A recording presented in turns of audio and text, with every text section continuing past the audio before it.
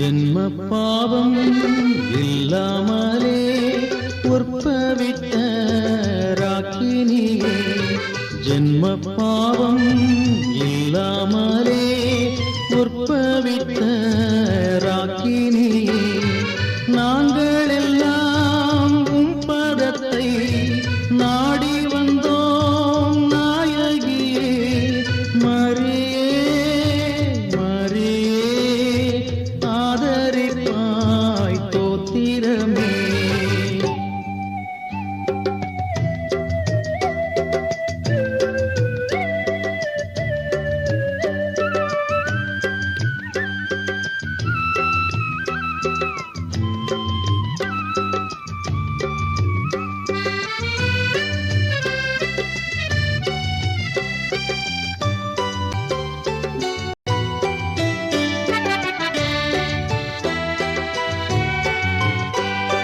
பேய்மயக்கும் பாவவழி நின்று எம்மை காத்திடுவார். பேய்மயக்கும் பாவவழி நின்று எம்மை காத்திடுவார். தூய வெள்ளி மலர் போல் தோன்றினையே பூமிதனில் மரியே. எங்களை களி இப்படி பரிசுத்தப்படுத்துங்க ஆண்டவர். எங்கள் கண்கள், காதுகள், ஆண்டவரை மூக்கு, வாய், ஆண்டவரை எங்களுடைய ஐம்புலன்களை பரிசுத்தப்படுத்துங்க ஆண்டவரை. ஹல்லேலூயா ஹல்லேலூயா. ஸ்தோத்திரம் ஸ்தோத்திரம். நன்றியோடு துதிக்கிறோம் ஆண்டவரை. ஆண்டவரே, நம்முடைய அந்த தாயின் வழியாக நீங்கள் எங்களுக்கு தந்த மீட்புக்காக நாங்கள் நன்றி செலுத்துகிறோம் ஆண்டவரை. ஜென்ம பாவமில்லாமல் உற்பவித்த அந்த தாயின் வழியாக எங்களுக்கு நீர் ஆண்டவரே உண்மையே தர விருப்பமாயிருந்தீர் தகப்பனே. அதற்காக நமக்கு நாங்கள் நன்றி செலுத்துகிறோம் தகப்பனே. நன்றியோடு துதிக்கிறோம். அந்த தாயை ஆண்டவர் உலக தோற்றத்துக்கு முன்பாகவே என்னை ஏற்படுத்தி வைத்தீர் ஆண்டவரே. அதற்காக நமக்கு நாங்கள் நன்றி செலுத்துகிறோம் ஆண்டவரே. நன்றியோடு துதிக்கிறோம் துதிக்கிறோம் துதிக்கிற மகிமையெல்லாம் நமக்கு நாங்கள் செலுத்துகிறோம் தகப்பனே. அப்பா தகப்பனே, இந்த அதிகாலை வேளை ஆண்டவருடைய வார்த்தையாகிய ஆண்டவரே, நம்முடைய அந்த வார்த்தையாகி அந்த தண்ணீரை எங்கள் மேல் ஊற்றும்படியாக நாங்கள் மன்றாடுகிறோம் தகப்பனே. நன்றி பரிசுத்த ஆவியானவரே. நன்றியோடு துதிக்கிறோம். துதிக்கிற மகிமையெல்லாம் நமக்கு செலுத்துகிறோம் அப்பா. ஹல்லேலூயா ஹல்லேலூயா. அலிஷக்கர அதிகர அலப அந்தர பலக்கரபாசி. ஆண்டவரே, ஒரு விடுதலை எங்களுக்கு தர வேண்டுமே நாங்கள் மன்றாடுகிறோம் ஆண்டவர். அதிகாலை வேளையிலே நம்முடைய வசனத்தை கேட்கக்கூடிய அந்த காதுகளை ஆண்டவரே, ஆண்டவரை நீர் தாமே ஆண்டவரை செப்பனிட வேண்டுமே நாங்கள் மன்றாடுகிறோம் ஆண்டவரை. அதிலே ஒரு விருத்த சேதனத்தை நீர் பண்ண வேண்டுமே நாங்கள் மன்றாடுகிறோம். எங்கள் கண்களிலும் எங்கள் காதுகளிலும் எங்கள் உதடுகளிலும் ஒரு விருத்த சேதனத்தை பண்ணும் ஆண்டவரே. ஆல்பா கோரபாசி கேதுரபல தூரபல அந்தர பலக்கரபாசி. ஆண்டவரே, அந்த குரட்டினால் எவ்வாறு அந்த இசை நாவை தொட்டது போல ஆண்டவரே, எங்கள் நாவுகளை தொடும் தகப்பனே. இக்கரபா தூரபலுடைய வார்த்தைகளை பேச நாங்கள் தகுதியற்றோம் ஆண்டவரே. வார்த்தைகள் நாங்கள் பிரைஸ் தி லார்ட். மரியே வாழ்க. இன்று நம்ம பார்க்க போற தலைப்பு புதிய ஆதாமும் புதிய ஏவாள், new Adam and the new eve. இந்த புதிய ஆதாம் புதிய ஏவாள் இதை தெரிந்து கொள்வதற்கு முன்பாக அந்த பழைய ஆதாமை பத்தி நமக்கு தெரியும். பழைய ஆதாமை பத்தி நாம் அறிந்து கொள்ள வேண்டும், சரிங்களா? அதனால முதல்ல என்ன பண்ணுவோம் அப்படின்னா, நம்ம ஆதியாகமம் எடுத்துக்குவோம். ஆதியாகமம் 1வது அதிகாரம் 26, 27 வசனங்கள் நம்ம வாசிப்போம். ஆதியாகமம் 1வது அதிகாரம் 26, 27 கேஜேவில இருந்து கூட வாசிக்கலாம். வாசிக்கிறேன். சகல பிராணிகளையும் ஆளக்கடவார்கள் என்றார். தேவன் தம்முடைய சாயலாக மனுஷனை சிருஷ்டித்தார். அவனை தேவ சாயலாகவே சிருஷ்டித்தார். ஆணும் பெண்ணுமாக அவர்களை சிருஷ்டித்தார். இப்போ ஆண்டவர் 6வது நாள்ல, தன் படைப்பின் 6வது நாள்ல மொத்தம் 7 நாட்கள் எடுத்துக்கிறார். 7வது நாள் அவர் ஓய்ந்திருக்கிறார். அந்த ஓய்ந்திருக்கிற நாட்களுக்கு முன்தினம் அவர் மிருகங்களை எல்லாம் படைக்கிறார். முதல்ல மிருகங்கள் எல்லாம் படைக்கிறார். காட்டு மிருகங்கள், நாட்டு மிருகங்கள், ஊரும் பிராணிகள் எல்லாத்தையும் படைச்சிட்டு கடைசி அந்த 6வது நாள்ல தமது சாயலாகவும் தமது ரூபத்தின்படியும் மனிதனை உண்டாக்குகிறார். இப்ப நம்ம இங்க புரிந்து கொள்ள வேண்டியது என்னன்னா, நாம் தேவ சாயலால் உண்டாக்கப்பட்டிருக்கிறோம். தேவனுடைய சாயலாக மனுஷனை சிருஷ்டித்தார். தேவனுடைய சாயல் அப்படின்னு பாத்தீங்கன்னா, நீங்க 1 தெசலோனிக்கர் 5:23 வச்சீங்கன்னா, ஒரு மனிதனுக்கு ஆவி, ஆன்மா, சரீரம் அப்படின்னு 3 இருக்கு, சரிங்களா? அப்ப 3 டைமென்ஷன்ஸ். அப்ப கடவுள் ஆவி, ஆன்மா, சரீரமாக இருக்கிறார். அந்த சாயலாகவே அந்த 3 டைமென்ஷன்ல தான் மனிதனையும் உண்டாக்குறார் அவர். ஆவி, ஆன்மா, சரீரம் அப்படின்ற அந்த 3 டைமென்ஷன்ஸ்ல மனிதனை அவர் உண்டாக்குகிறார். அதான் பவுல் சொல்வார், உங்கள் ஆவி, ஆன்மா, சரீரத்தை பரிசுத்தமாய் நீங்கள் காத்துக்கொள்ளுங்கள் அப்படின்னு சொல்வார். ஆண்டோடைய வசனத்தாலும் ஆண்டோடைய ரத்தத்தினாலும் அவருடைய வார்த்தையினாலும். அப்ப இந்த இடத்துல என்ன சொல்லப்படுகிறது, தேவன் தம்முடைய சாயலாக மனிதனை சிருஷ்டித்தார், அவனை தேவ சாயலாகவே சிருஷ்டித்தார் அப்படின்னு சொல்லப்பட்டிருக்கு. தேவ சாயலாகவே. அப்ப நாம் எல்லாம் தேவ சாயலாக சிருஷ்டிக்கப்பட்டோம்.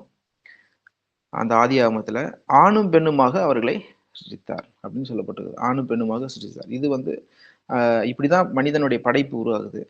நீங்க தொடர்ந்து வாசிச்சீங்கன்னா இந்த மனிதனுடைய படைப்பு வீழ்ச்சியை சந்திக்கிறது. இன்ஃபேக்ட் வந்து அதை என்ன சொல்றாங்கன்னா பாவம்னு சொல்லாம அது ஒரு வீழ்ச்சி அப்படின்னு சொல்றாங்க. வீழ்ச்சின்னு சொல்றாங்க. நீ ஆதியாகமம் 2வது அதிகாரம் 20, 21 வசனங்கள் வாசிச்சோம்னா உங்களுக்கு தெரியும். ஆதியாகமம் 2ஆம் அதிகாரம் 20ல அப்படியே ஆதாம் சகல நாட்டு மிருகங்களுக்கும் ஆகாயத்து பறவைகளுக்கும் சகலவித காட்டு மிருகங்களுக்கும் பேரிட்டான். ஆதாமுக்கு ஏற்ற துணை இன்னும் கிடைக்கவில்லை. அப்பொழுது தேவனாகிய கர்த்தர் ஆதாமுக்கு அயர்ந்த நித்திரையை வரப்பண்ணினார். அவன் நித்திரை அடைந்தான். அவர் அவன் விலா எலும்புகளில் ஒன்றை எடுத்து அந்த இடத்தை சதையினால் அடைத்தார். தேவனாகிய கர்த்தர் தாம் மனுஷனில் எடுத்த விலா எலும்பை மனுஷியாக உருவாக்கி அவளை மனுஷனிடத்தில் கொண்டு வந்தார். அப்பொழுது ஆதாம், இவள் என் எலும்பின் எலும்பும் என் மாம்சத்தின் மாம்சமாயிருக்கிறாள், இவள் மனுஷனில் எடுக்கப்பட்டபடினால் மனுஷி எனப்படுவாள் அப்படின்னு சொல்றார். 24வது வசனத்துல புருஷன் தன் தகப்பனையும் தன் தாயையும் விட்டு தன் மனைவியோட சேர்ந்திருப்பான், அவள் ஒரே மாம்சமாயிருப்பார்கள் அப்படின்னு சொல்லி அந்த ஒரு கோட்பாடு ஆண்டவர் அந்த இடத்துல கொண்டு வராரு. 25 வசனம் என்ன சொல்லுதுன்னா, ஆதாம் அவன் மனைவிமாகி இருவரும் நிர்வாணிகளாயிருந்தும் வெட்கப்படாதிருந்தார்கள். இது முக்கியமான வசனம், நீங்க நோட் பண்ண வேண்டிய ஒரு வசனம். அவர் நிர்வாணியா இருந்தும் வெட்கப்படாதிருந்தார்கள். அப்ப ஆண்டவர் படைக்கும் போது ஆதாம் ஏவாளை ஒரு ஸ்டேட் ஆஃப் கிரேஸ்ல படைக்கிறார். ஒரு ஸ்டேட் ஆஃப் கிரேஸ் அப்படின்னா ஜென்ம பாவம் இல்லாமல் அவர்களை உண்டாக்குகிறார். ஆதாம் ஏவாளை படைக்கும்போது, ஆதாமையும் படைக்கும்போது சரி, ஏவாளையும் படைக்கும்போது அவங்ககிட்ட ஜென்ம பாவம் கிடையாது.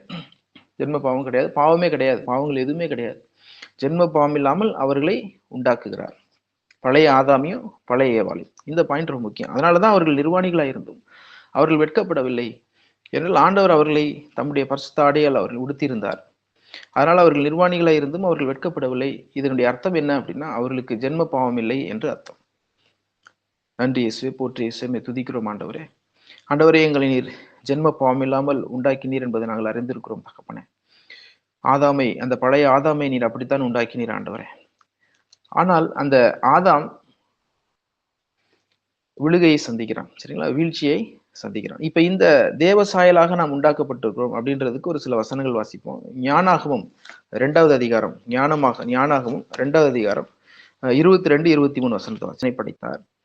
தமது காலங்கடந்த தன்மையின் சாயலாகவே அவனை உண்டாக்கினார். காலங்கடந்த தன்மை அப்படின்னா இம்மார்டாலிட்டின்னு அர்த்தம், இன்ஃபினிட். அவனுக்கு சாவு கிடையாது. அவனை படைக்கும் பொழுது, பழைய ஆதாமை படைக்கும் பொழுது அவனுக்கு சாவு கிடையாது. அவன் அழியாமைக்கென்று உண்டாக்கப்பட்டவன். அழியாமைக்கென்று, இம்மார்டாலிட்டி அப்படின்னு சொல்லி, இம்மார்டாலிட்டி. அப்ப அழியாம இருக்கக்கூடிய அந்த ஆதாம் பாவத்தினால அழிவையும் சாவையும் சந்திக்கிறார், சரிங்களா. அடுத்த வசனம் சொல்லுகிறது, ஆனால் பசாசின் பொறாமையால் சாவு உலகில் நுழைந்தது. அப்ப இங்க வந்து பசாசு வர்ற, அப்படி பசாசு வந்து அந்த சாவை உள்ள கொண்டு வராங்க. அதான் நீங்க ஆதியாகமம் 3ஆம் அதிகாரத்துல நீங்க அதை வாசிக்கலாம். அப்ப தேவ சாயலாக உண்டாக்கப்பட்டிருக்கிறார். அவர் நிர்வாணிகளாக இருந்து வெட்கப்படவில்லை. அதாவது அவர்களுக்கு ஜென்ம பாவம் இல்லை. ஜென்ம பாவம் இல்லாமல் அவர்கள் ஒரு பழுது கூட இல்லாம தேவ சாயலாகவே அவர்கள் உண்டாக்கப்படுகிறார்கள். 2வது இங்க என்ன சொல்லப்படுகிறதுனா, அழியாமைக்கென்று உண்டாக்கப்பட்டிருக்கிறார்கள். இம்மார்டாலிட்டிக்காக அவர்களை கிரியேட் பண்ணியிருக்கிறார். ஆனால் அழகையின் பொறாமையினால் சாவு நுழைந்தது. இப்ப இந்த பகுதியை நாம எப்படி இந்த சாவு நுழைந்தது அப்படிங்கிறத கொஞ்சம் பார்க்கணும். அதான் ஆதியாகமம் 3ஆம் அதிகாரத்துல நம்ம அதை பார்க்கலாம். ஆதியாகமம் 3ஆம் அதிகாரத்துல ஆண்டவர் வந்து அந்த தோட்டத்தை நிறுவுகிறார். தோட்டத்தை நிறுவி அவங்களுக்கு ஒரு கட்டளையை கொடுக்கிறார். அதை நீ வந்து அந்த மரத்தின் கனியை நீ புசிக்காதே அப்படின்னு சொல்றாரு. இது நம்ம எல்லாருக்குமே தெரியும். அப்ப என்ன சொல்றாருன்னா, நீ அந்த கனியை உண்ணும் நாளிலே நீ சாகவே சாவாய் அப்படின்னு சொல்றாரு. ஆனால் அழகையின் பொறாமை அப்படின்னா சர்ப்பம் என்ன சொல்லுது? ஆதியாகமம் 3ஆம் அதிகாரம் 4ஆம் வசனத்துல ஸ்திரியை நோக்கி நீ சாகவே சாவதில்லை அப்படின்னு சொல்லிடுச்சு. அப்ப இங்க ஒரு பொய்யை அந்த சர்ப்பம் சொல்லுது, நூதனமான ஒரு பொய்யை சொல்லுது. நீங்கள் சாகவில்லை, நீங்கள் புசிக்கும்னாலே உங்கள் கண்கள் திறக்கப்படும், நீங்கள் நன்மை தீமை அறிந்து தேவர்களைப் போல் இருப்பீர்கள் என்று தேவன் அறிவார் என்று சொல்லுது. இந்த இடத்துல ஏவாள் என்ன பாவம் செய்யறாங்க அப்படின்னா, கடவுள் மேல் உள்ள விசுவாசத்தை அவர்கள் இழந்து போகிறார்கள். நல்ல கவனிய, கடவுள் சொன்ன அந்த வார்த்தை மேல அவங்களுக்கு விசுவாசம் இல்லை.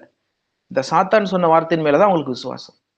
இன்னைக்கு நம்முடைய வாழ்க்கையிலும் நம்ம யாருடைய வார்த்தையை விசுவசிக்கிறோம் அப்படின்றத பாருங்க.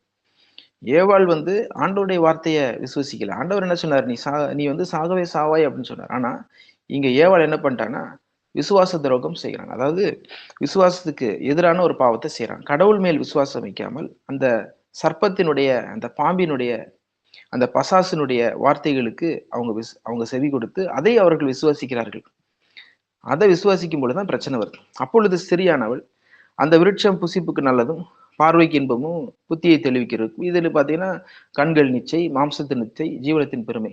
1 யோவான் 2:16 நீங்க வாசிச்சீங்கன்னா உங்களுக்கு தெரியும்.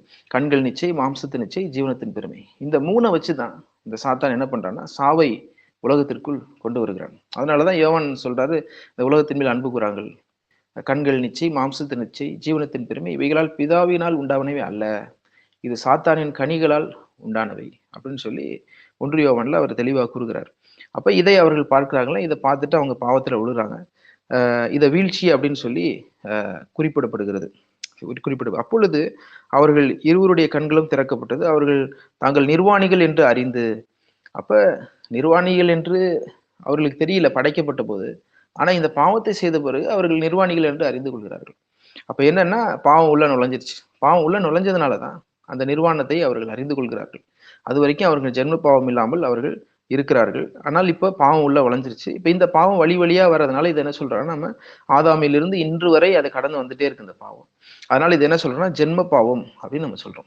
இப்ப இந்த ஆதாமினுடைய பாவம் அவர்கிட்ட மட்டும் இல்ல, இன்னைக்கு நம்ம கிட்டயே அந்த பாவம் தொடர்ந்து வந்து கொண்டே இருக்குது, கடந்து வந்துட்டே இருக்கு. சரிங்களா? அந்த வீழ்ச்சியிலிருந்து பாவம் பெருகிட்டே இருக்கு.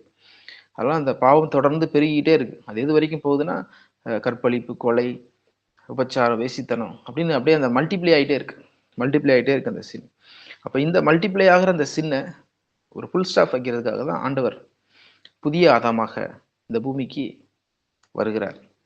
அப்ப புதிய ஆதாமாக அவர் வருகிறார் அப்படின்னா அப்ப கட்டாயம் எப்படி ஒரு பழைய ஆதாம் இருந்தாரோ இவர் புதிய ஆதாம் இருக்கிறனால புதிய ஏவாள் அப்படின்னு ஒரு கான்செப்டும் கட்டாயம் வந்தாகணும். இதை குறித்து தான் நம்ம இன்னைக்கு டீட்டெயிலாக நம்ம கொஞ்சம் பார்க்க போறோம். முடிஞ்ச அளவு ஆண்டவர் கிருபையில இதை கம்ப்ளீட் பண்ண ட்ரை பண்ணுவோம். நன்றி இயேசுவே, போற்றி இயேசுவே, துதிக்கிறோம் ஆண்டவரே. நன்றியோடு துதிக்கிறோம், துதிக்க மகிமையில் நமக்கு செலுத்துகிறோம் தகப்பனே. ஆண்டவரே, இந்த வார்த்தைகளை நீர்தாமே எங்களுக்கு சொல்லித்தர வேண்டுமாய் நாங்கள் மன்றாடுகிறோம் ஆண்டவரே. ஆண்டவர், இந்த ஜென்ம பாவம் இல்லாமல் உற்பவித்த அந்த அன்னை மரியாளின் வழியாக அந்த பழைய ஆதாமியும் பல ஏவாளின் பாவத்தையும் நீர் எடுக்க திருவுளமானீர் ஆண்டவரே. அந்த அன்னை மரியாள் வழியாக வந்த அந்த புதிய ஆதாமினால் எங்களை மீட்க நீர் சித்தமானீர் ஆண்டவரே. அதற்காக நமக்கு நாங்கள் நன்றி செலுத்துகிறோம் ஆண்டவரே. நன்றியோடு துதிக்கிறோம் ஆண்டவரே. இந்த வார்த்தைகளை நீர்தாமே எங்களோடு பேசி ஆண்டவர் நீர்தாமே எங்களுக்கு இதை விலக்கி சொல்ல வேண்டுமாய் நாங்கள் மன்றாடி கேட்கிறோம். ஜீவனுக்கு நல்ல பிதாவே, ஆமென். அப்ப கவனிங்க. ஸோ இந்த இடத்துல நம்ம என்ன கவனிக்கணும்னா, பழைய ஆதாம், பழைய ஏவாள், இவங்க 2 பேரும் வீழ்ச்சியை சந்திக்கிறார்கள். இந்த வீழ்ச்சியை சந்திக்கிறத அப்ப இதெல்லாமே தொடர்ந்து கடந்து கொண்டே வருகிறது. ஃபைனலா என்ன வருது அப்படின்னா, சாவு உள்ள நுழைவு. இதுதான் முக்கியமான பாயிண்ட். மரணம் உள்ள, அது வரைக்கும் இம்மார்டாலிட்டி, கடவுள் மனிதனை ஞானாகமத்துல வாசிச்சோம். ஞானாகம் 2ஆம் அதிகாரம் 23ஆம் வசனத்துல என்ன வாசிச்சோம்னா, அழியாமைக்கென்று படைக்கப்பட்ட மனிதன் இப்ப அழிவை நோக்கி சென்று கொண்டிருக்கிறான். அப்ப காலங்கடந்த அந்த தன்மை, காலங்கடந்த தன்மைனா அவனுக்கு அழிவே கிடையாது. ஆனா இப்படிப்பட்ட ஒரு தன்மையிலிருந்து அவன் எப்படி வரான்னா, மரணத்தை நோக்கி இவன் கட்டாயம் சாகணும், நீ சாகவே சாவாய் அப்படின்னா அவன் சாவான். இமீடியட்டா அவங்க சாகல, அவங்களுக்கு மரணம் வரும் ஒரு நாள், சில மரணம் வரும் ஒரு நாள். ஆனா அந்த இடத்துல அவர்கள் அனுபவித்த சாவு என்பது ஆவிக்குரிய சாவு. அதன் பிறகு அவர்கள் சாகிறார்கள், அந்த இம்மார்டாலிட்டியை இழந்து போறாங்க. இந்த இம்மார்டாலிட்டியை திருப்பி நமக்கு கொடுக்கும்படியாக தான் புதிய ஆதாமும் புதிய ஏவாளும் இந்த பூமிக்கு வராங்க.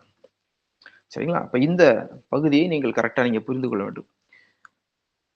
அந்த இடத்துல 14 வசனத்துல, அப்பொழுது தேவனாகிய கர்த்தர் சர்ப்பத்தை பார்த்து, நீ இதை செய்தபடியால் சகல நாட்டு மிருகங்களும் சகல காட்டு மிருகங்களும் சபிக்கப்பட்டிருப்பாய், நீ உன் வயிற்றினால் நகர்ந்து உயிரோடு இருக்கும் நாளும் மண்ணை தின்பாய் என்று அந்த சர்ப்பத்துக்கு ஒரு சாபத்தை அவர் கொடுக்கிறார். சர்ப்பத்திட்டு இருக்கக்கூடிய ஒரு சில வல்லமைகளை அவர் அந்த இடத்துல எடுக்கிறார். 15 வசனத்துல, அதாவது சொல்லும் ஆதியாகமத்துல கொடுக்கப்பட்ட முதல் தீர்க்க தரிசனம் அப்படின்னு சொல்றோம். ஏன்னா தேவனே கொடுத்த ஒரு முதல் தீர்க்க தரிசனம் தான் ஆதியாகமம் 3:15. அதுல என்ன கொடுக்கப்பட்டிருக்குன்னா, உனக்கும் ஸ்திரீக்கும் உன் வித்துக்கும் அவள் வித்துக்கும் பகையை உண்டாக்குவோம் அப்படின்னு சொல்லி ஒரு தீர்க்க தரிசனத்தை ஆண்டவர் அங்க கொண்டு வர்றார் மனிதனுடைய மீட்புக்காக. ஏன்னா இவங்க விழுந்து போயிட்டான்னு அவங்களுக்கு தெரிஞ்சிருச்சு. இப்ப இங்க நீங்க நல்லா கவனிக்க வேண்டியது வந்து, மொத்தம் 4 பேர் இருக்கிறாங்க அந்த வசனத்துல. 15 வசனத்துல யார் இருக்கான்னா, ஸ்திரீ கொண்டு வர்றார். அப்ப கொண்டு வர்றாரு. அப்ப பாம்பு, ஒரு ஸ்திரீ வராங்க. அந்த ஸ்திரீயினுடைய வித்துக்கும் இந்த பாம்பினுடைய வித்துக்கும் பகை வருகிறது. பகையை உண்டாக்குறார். அவர் உன் தலையை நசுக்குவார், நீ அவர் குதிகாலை நக்குவாய். இன்னும் நம்ம பழைய பைபிள் எப்படி போட்டிருக்குன்னா, அவள் உன் தலையை நசுக்குவாள் அப்படின்னே போட்டிருக்கு. அவள் உன் தலையை நசுக்குவாள் அப்படின்னு போட்டிருக்கு. அப்ப இந்த இடத்துல 2 பேர். ஒண்ணு வந்து ஸ்திரீனுடைய வித்து. அதுக்கப்புறம் பாம்பு, பாம்பினுடைய வித்து. இந்த பகையை ஆண்டவர் வந்து ஆதியாகமம் 3:15 உண்டாக்குறார். இது நம்ம எல்லாருக்கும் தெரிந்த விஷயம்தான். இந்த பகையை எப்படி உண்டாக்குறாரு? வெறும் அந்த புதிய ஆதாம், இப்ப இந்த இடத்துல பாத்தீங்கன்னா வெறும் புதிய ஆதாம் வச்சு உண்டாக்கல. அவர் இந்த இடத்துல ஒரு ஸ்திரியை கொண்டு வருகிறார். ஒரு புதிய ஏவாளை இங்கேயே கொண்டு வந்துட்டார் ஆண்டவர். பழைய ஆதாமும் பழைய ஏவாளும் பாவஞ்சு விழுந்து போயிட்டாங்க. அதனால என்ன பண்றாருன்னா, ஒரு புதிய ஆதாமையும் ஒரு புதிய ஏவாளையும் நான் உங்களுக்கு தருவேன் என்று தீர்க்க தரிசனமாக ஆதியாகமம் 3:15 அவர் கொடுக்கிறார். இது ஆண்டவர் நம் மேல் வைத்த கிருபை, அவருடைய இரக்கம். பழைய ஆதாமும் பழைய ஏவாளும் விழுந்து போனார்கள். ஆகவே இதை சரி செய்ய புதிய ஏவாளையும் புதிய ஆதாமையும் இந்த பூமிக்கு நான் அனுப்புவேன் என்று ஆண்டவர் சொல்லுகிறார். ஆண்டவர் சொல்றாரு, இந்த புதிய ஆதாம் புதிய ஏவாள் என்ன பண்ணுவாங்கன்னா, இந்த பாம்பையும் அதனுடைய வித்தையும் அவர்கள் நசுக்குவார்கள் எழுதப்பட்டிருக்கிறது. சரிங்களா? இப்ப இந்த பகுதி ரொம்ப முக்கியமான பகுதி. இதை குறித்து நம்ம என்ன பண்ண போறோம்னா, ஒரு புதிய ஏற்பாட்டுல ஒரு சில வசனங்கள் வச்சு நாம இதை தியானிக்க போறோம். சரி, இப்ப ஒரு மனிதனுடைய படைப்பு வந்து அழியாமைக்கென்று படைக்கப்பட்டதுன்றதுக்கு பல வசனங்கள் இருக்கு. அதுல இன்னொரு வசனங்களை வாசிப்போம். சீராக் 17வது அதிகாரம் எப்படி நம்மளை படைத்தார், நம்ம எந்த மாதிரி ஆட்சியில் நம்மளை படைத்தாரான், ஏன் இழந்து போனோம் அதை அப்படின்றத நம்ம பார்க்கணும். அது எப்படி இழந்து போனோம். சீராக் 17வது அதிகாரம் 1வது வசனம் வாசிக்கிறேன். 17வது அதிகாரம் ஃபுல்லாவே கடவுள் மனிதனை எவ்வாறு தம்முடைய சாயலில் நம்மளை படைத்தார் என்பது குறிக்கப்பட்டிருக்கிறது. சீராக் 17:1, கடவுள் மண்ணால் மனிதனை உண்டாக்கினார், தமது சாயலாக அவனை படைத்தார். இங்க திருப்பி சொல்லாரு. ஆனா என்ன பண்றாருன்னா, மண்ணால உண்டாக்குறாரு. தமது சாயலா தான் படைக்கிறாரு, ஆனா மண்ணால் உண்டாக்குறார். திரும்பவும் அவன் மண்ணாகவே மாற்றுவார். அவனுக்கு தக்க வலிமை கொடுத்தார். நாட்களின் தொகையும் காலத்தையும் அவனுக்கு குறித்தார். இது எப்ப நடக்குதுன்னா, இது பாவம் செய்ததுக்கு அப்புறமா நடக்குது. அது வரைக்கும் ஞானாகமத்துல வாசிச்சோம், அவன் காலத்துக்கு உட்படாம இருந்தான். ஆனா பாவம் செய்த பிறகு அவன் எதுக்குள்ள வந்துட்டான்னா, காலத்துக்கு உட்பட்டு வந்துட்டான். நாட்களின் தொகையும் காலத்தையும் அவனுக்கு குறித்து விட்டார். ஏன்னா அவன் பாவம் செஞ்சுட்டான். அப்ப அவனுடைய நாட்கள் எண்ணப்பட்டு விட்டது. அடுத்து என்ன செய்யறாருன்னா, ஞான அறிவையும் அவர்களுக்கு கொடுத்தார். நீங்க தொடர்ந்து வாசிச்சீங்கன்னா என்னென்னலாம் கொடுத்தார்னு வரும். அவர்கள் இதயத்தை ஞானத்தினால் நிரப்பினார். நன்மையும் தீமையும் அவர்களுக்கு காண்பித்தார். என அவர்கள் அதை தெரிந்து கொண்டார்கள். தம் செயல்களின் மாட்சியை அவர்களுக்கு காண்பிக்க அவர்கள் இருதயங்கள் மேல் தமது கண் வைத்தார் அப்படின்னு சொல்லப்படுகிறது. அப்ப அவன் பாவம் செஞ்சாலும் ஆண்டவர் அவன் மேல கிருபையா இருக்கார். சரிங்களா? உடனே அவனை விட்டு அவர் வெளியேறவில்லை. அவங்களுக்கு ஒரு தோல் ஆடைகளை செஞ்சு அவங்கள அந்த கார்டனை விட்டு வெளியே அனுப்பிடுறார். ஏன்னா அவங்க அந்த பாவத்தை செய்த பிறகு அவர்கள் அந்த ஜீவ விருட்சத்தின் கனியை அவர்கள் சாப்பிடக்கூடாது, பாவத்தோட அந்த இமார்டாலிட்டிக்குள்ள அவங்க போயிடக்கூடாது அப்படின்னு சொல்லிட்டு என்ன பண்றாருன்னா, அவங்கள விரட்டி விட்டு அதுக்கப்புறம் அவர்களுக்கு தோல் உடைகளை உடுத்தி அவர்களை தொடர்ந்து வழி நடத்திட்டே தான் இருக்காரு. அவங்க கண் அவர் மேலே தான் இருக்கு. அதை துரத்தி விட்டாருன்றதுக்காக அவங்க கண் அவர் மேல இல்லாம இல்லை. ஏன்னா அந்த இடத்துல பாவம் செய்த அந்த இடத்துல, அந்த வீழ்ச்சி நடந்த அந்த இடத்துல ஆண்டவர் என்ன சொல்றாருன்னா, இந்த வீழ்ச்சியை நான் சரி செய்வேன் என்று ஆண்டவர் சொல்கிறார். கட்டாயம் ஆண்டவர் சரி செய்வார். இப்போ அதை சரி செய்யும் அந்த ப்ராசஸ் தான் நடந்துகிட்டு இருக்கு நமக்குள்ள. தம் புனித பெயரை அவர்கள் கொண்டாடவும், அவர்கள் தம் செய்களின் மாட்சியை வெளிப்படுத்துவதனால் தம் அரும்பெரும் செயல்களில் மகிமைப்படுத்தவும் அவர் திருவுளம் கொண்டார். அப்ப மனிதனால் திருப்பி மகிமை அடையணும். ஏற்கனவே இவர் அந்த படைப்பினால் அவர் மகிமை அடைந்தார். பாவம் செய்தால் அந்த இழந்து போன அந்த மகிமையை திருப்பி நமக்கு தரார். தொடர்ந்து வாசிச்சோம் அப்படின்னா, அதுல 9வது வசனம், அவர்களுக்கு நன்னெறி ஏற்படுத்தி வாழ்நாளின் ஒழுங்குகளை அவர்களுக்கு உரிமையாக்கினார். இப்ப அதை நீங்க அந்த வாழ்நாள் ஒழுங்குகள் அடுத்து அவங்களுக்கு 10 கட்டளையில கொடுக்குறாரு. தொடர்ந்து 21வது வசனத்துல இருந்து 25வது வசனம் ரொம்ப முக்கியமான வசனம். இது நமக்கு கொடுக்கப்பட்ட ஆண்டவர் கொடுக்கிற வசனம். ஏன்னா இந்த விழுகையை நாம் எப்படி சரி செய்யறது அப்படின்றத நம்ம பார்க்க போறோம். இந்த விழுகையை சரி செய்ய ஆண்டவர் ஒரு தீர்மானத்தை பண்ணுகிறார். புதிய ஆதாமையும் புதிய ஏவாளையும் அனுப்புகிறார். அந்த புதிய ஏவாளையும் ஆதாமையும் அனுப்பியும் நாம என்ன செய்யணும் இப்ப அப்படின்றதுதான் அந்த 21ல இருந்து 25வது வசனத்துல நம்ம பார்க்கிறோம். ஆண்டவரிடமாய் திரும்பி உன் பாவங்களை விட்டுவிடு. ஆமேன். இதான் நம்ம பண்ண வேண்டியது. இப்ப அவர் ஒரு தீர்க்க தரிசனத்தை கொடுக்குறாரு, புதிய ஆதாம் புதிய ஏவாளை கொடுக்குறாரு. நாம என்ன செய்யணும் அப்படின்னா, ஆண்டவரிடமாய் திரும்பி உன் பாவங்களை விட்டுவிடு. திரும்பி வரணும், பாவங்களை விட்டுறணும். ஆண்டவர் உன் மன்றாடி உன் குற்றங்களை குறைத்து விடு. முதல்ல பாவங்களை விட்டுறணும், ஃபர்ஸ்ட் ஸ்டெப்பு. ரெண்டாவது ஸ்டெப் என்ன பண்ணணும் அப்படின்னா குற்றங்களை குறைச்சிடணும். அப்ப நம்ம ஆதியிலிருந்து அந்த பாவம் கடந்து வந்துகிட்டே இருக்கு. ஆதாம்ல இருந்து வந்துகிட்டே இருக்கு. நம்ம ஜென்ம பாவத்தோட பிறக்கிறோம். தொடர்ந்து பூமியிலே வந்து நம்ம என்ன பண்றோம்? பாவம் பண்ணிக்கிட்டே இருக்கிறோம். அப்ப +1 ஆகிட்டே இருக்கு. அப்ப கூட்டிக்கிட்டே போயிட்டே இருக்கிறோம் பாவத்தை. பாவம் பெருகிட்டே இருக்கு. அப்ப சொல்றாரு, நீ ஸ்டாப் பண்ணு முதல்ல. இந்த பாவம் பெருகிட்டே தான் இருக்கும். இந்த பூமி இருக்கிற வரைக்கும் பாவம் பெருகிட்டே தான் இருக்கும். ஏன்னா கரப்ஷன் வந்துருச்சு. பாவம் பெருகிட்டது. என்ன பண்ணு? முதல்ல ஸ்டாப் பண்ணு. திரும்பு திரும்பு. நம்ம ஆண்டவர் அழைக்கிறார் அதிகாலை வேளையில. இவன் பாவங்களை விட்டு மனம் திரும்பு. அதனாலதான் ஆண்டவர் புதிய ஏற்பாட்டுல வந்த உடனே அவர் என்ன சொல்றாருன்னா, மனம் திரும்புதல் நற்செய்தி. மனம் திரும்பி நற்செய்தி நம்புங்கள். இதுதான் சுவிசேஷமே. காஸ்பலே இதுதான். மனம் திரும்பு. காஸ்பல் ஒரே வார்த்தையில நீ இங்க வந்து சுருக்கணும் அப்படின்னா அந்த ஒரு வார்த்தை என்னன்னா மனம் திரும்பு. இறக்கும் வரை நான் மனம் திரும்பி கொண்டே இருக்க வேண்டும். இன்னைக்கு எந்த விஷயத்துல நான் மனம் திரும்பணும் ஆண்டவர்? ஏன்னா ஆண்டவர்கிட்ட கேளு. ஆண்டவர் அதை உங்களுக்கு உணர்த்துவார். அப்ப சொல்றார், ஆண்டவரிடமாய் திரும்பி உன் பாவங்களை விட்டுவிடு. ஆண்டவர் உன் மன்றாடி உன் குற்றங்களை குறைத்து விடு. ஜெபிக்கும் பொழுது ஆண்டோடைய பாதத்துல எவ்வாறு அந்த மரிய மகதலேனா என்ன பண்றாங்க? ஆண்டோடைய பாதத்துல முத்தமிட்டு தன் கண்ணீரால் நினைக்கிறாங்க. நினைச்சு அவங்க என்ன பண்றாங்கன்னா அவங்க பாவங்களை குறைச்சிக்கிட்டே வராங்க. Praise the Lord. அது போல நீங்க என்ன பண்ணணும்னா அந்த புதிய ஆதாமுடைய பாதங்களை பற்றி பிடித்துக் கொள்ள வேண்டும். அந்த புதிய ஆதாமுடைய பாதத்தை பற்றி பிடிச்சுக்கிட்டு அவருடைய பாதத்தை நீங்கள் கண்ணீரால் நினைக்க வேண்டும். அப்ப என்ன பண்ணிடுவாருன்னா உங்க பாவத்தை குறைச்சிக்கிட்டே வருவார். நீங்க செய்த பாவங்கள் எல்லாம் மன்னிச்சு ஒவ்வொரு நாளும் உங்கள் பாவங்கள் குறைந்து கொண்டே வரும்.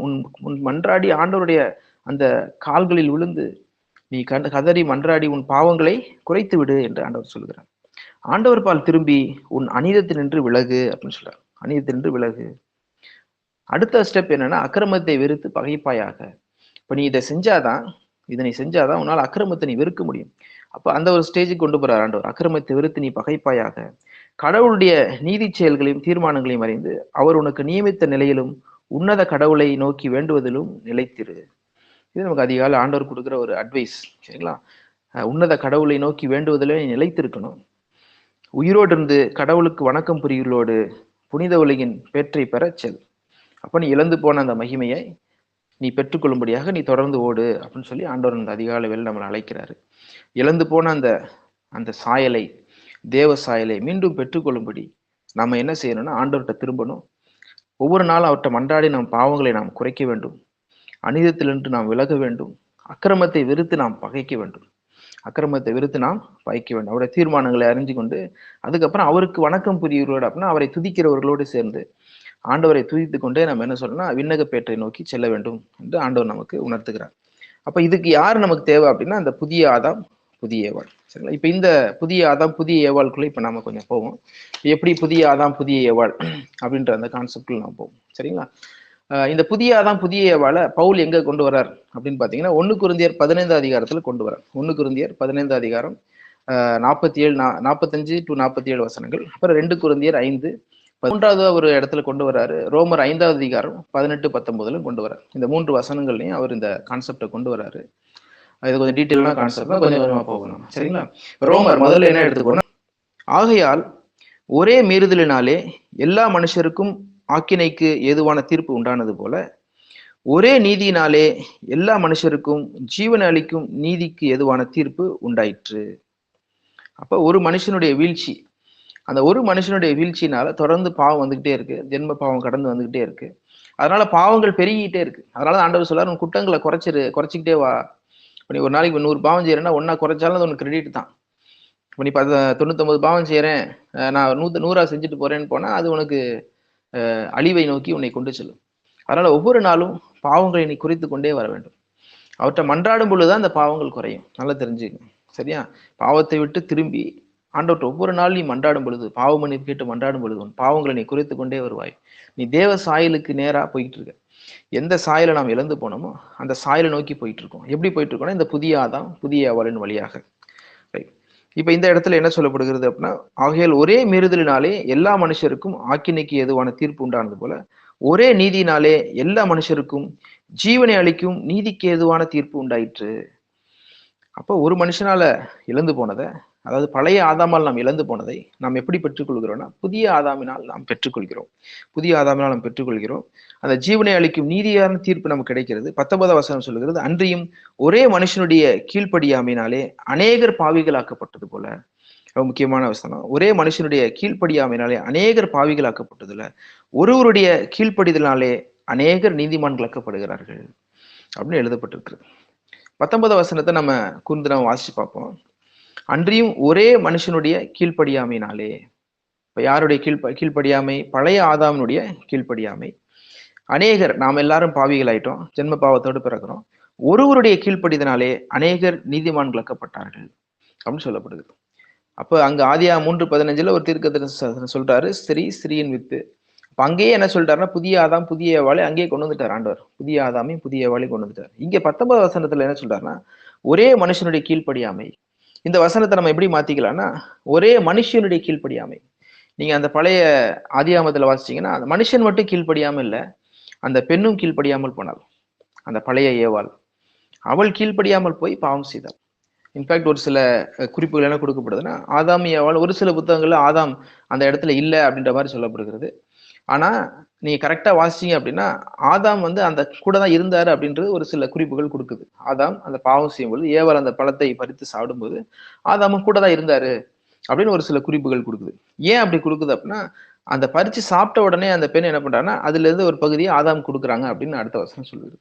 அப்ப என்ன அர்த்தம்? ஆதாமும் கூட இருந்தாங்க, ஆதாமும் ஏவாளும் சேர்ந்துதான் அந்த பாவத்தை செஞ்சாங்க.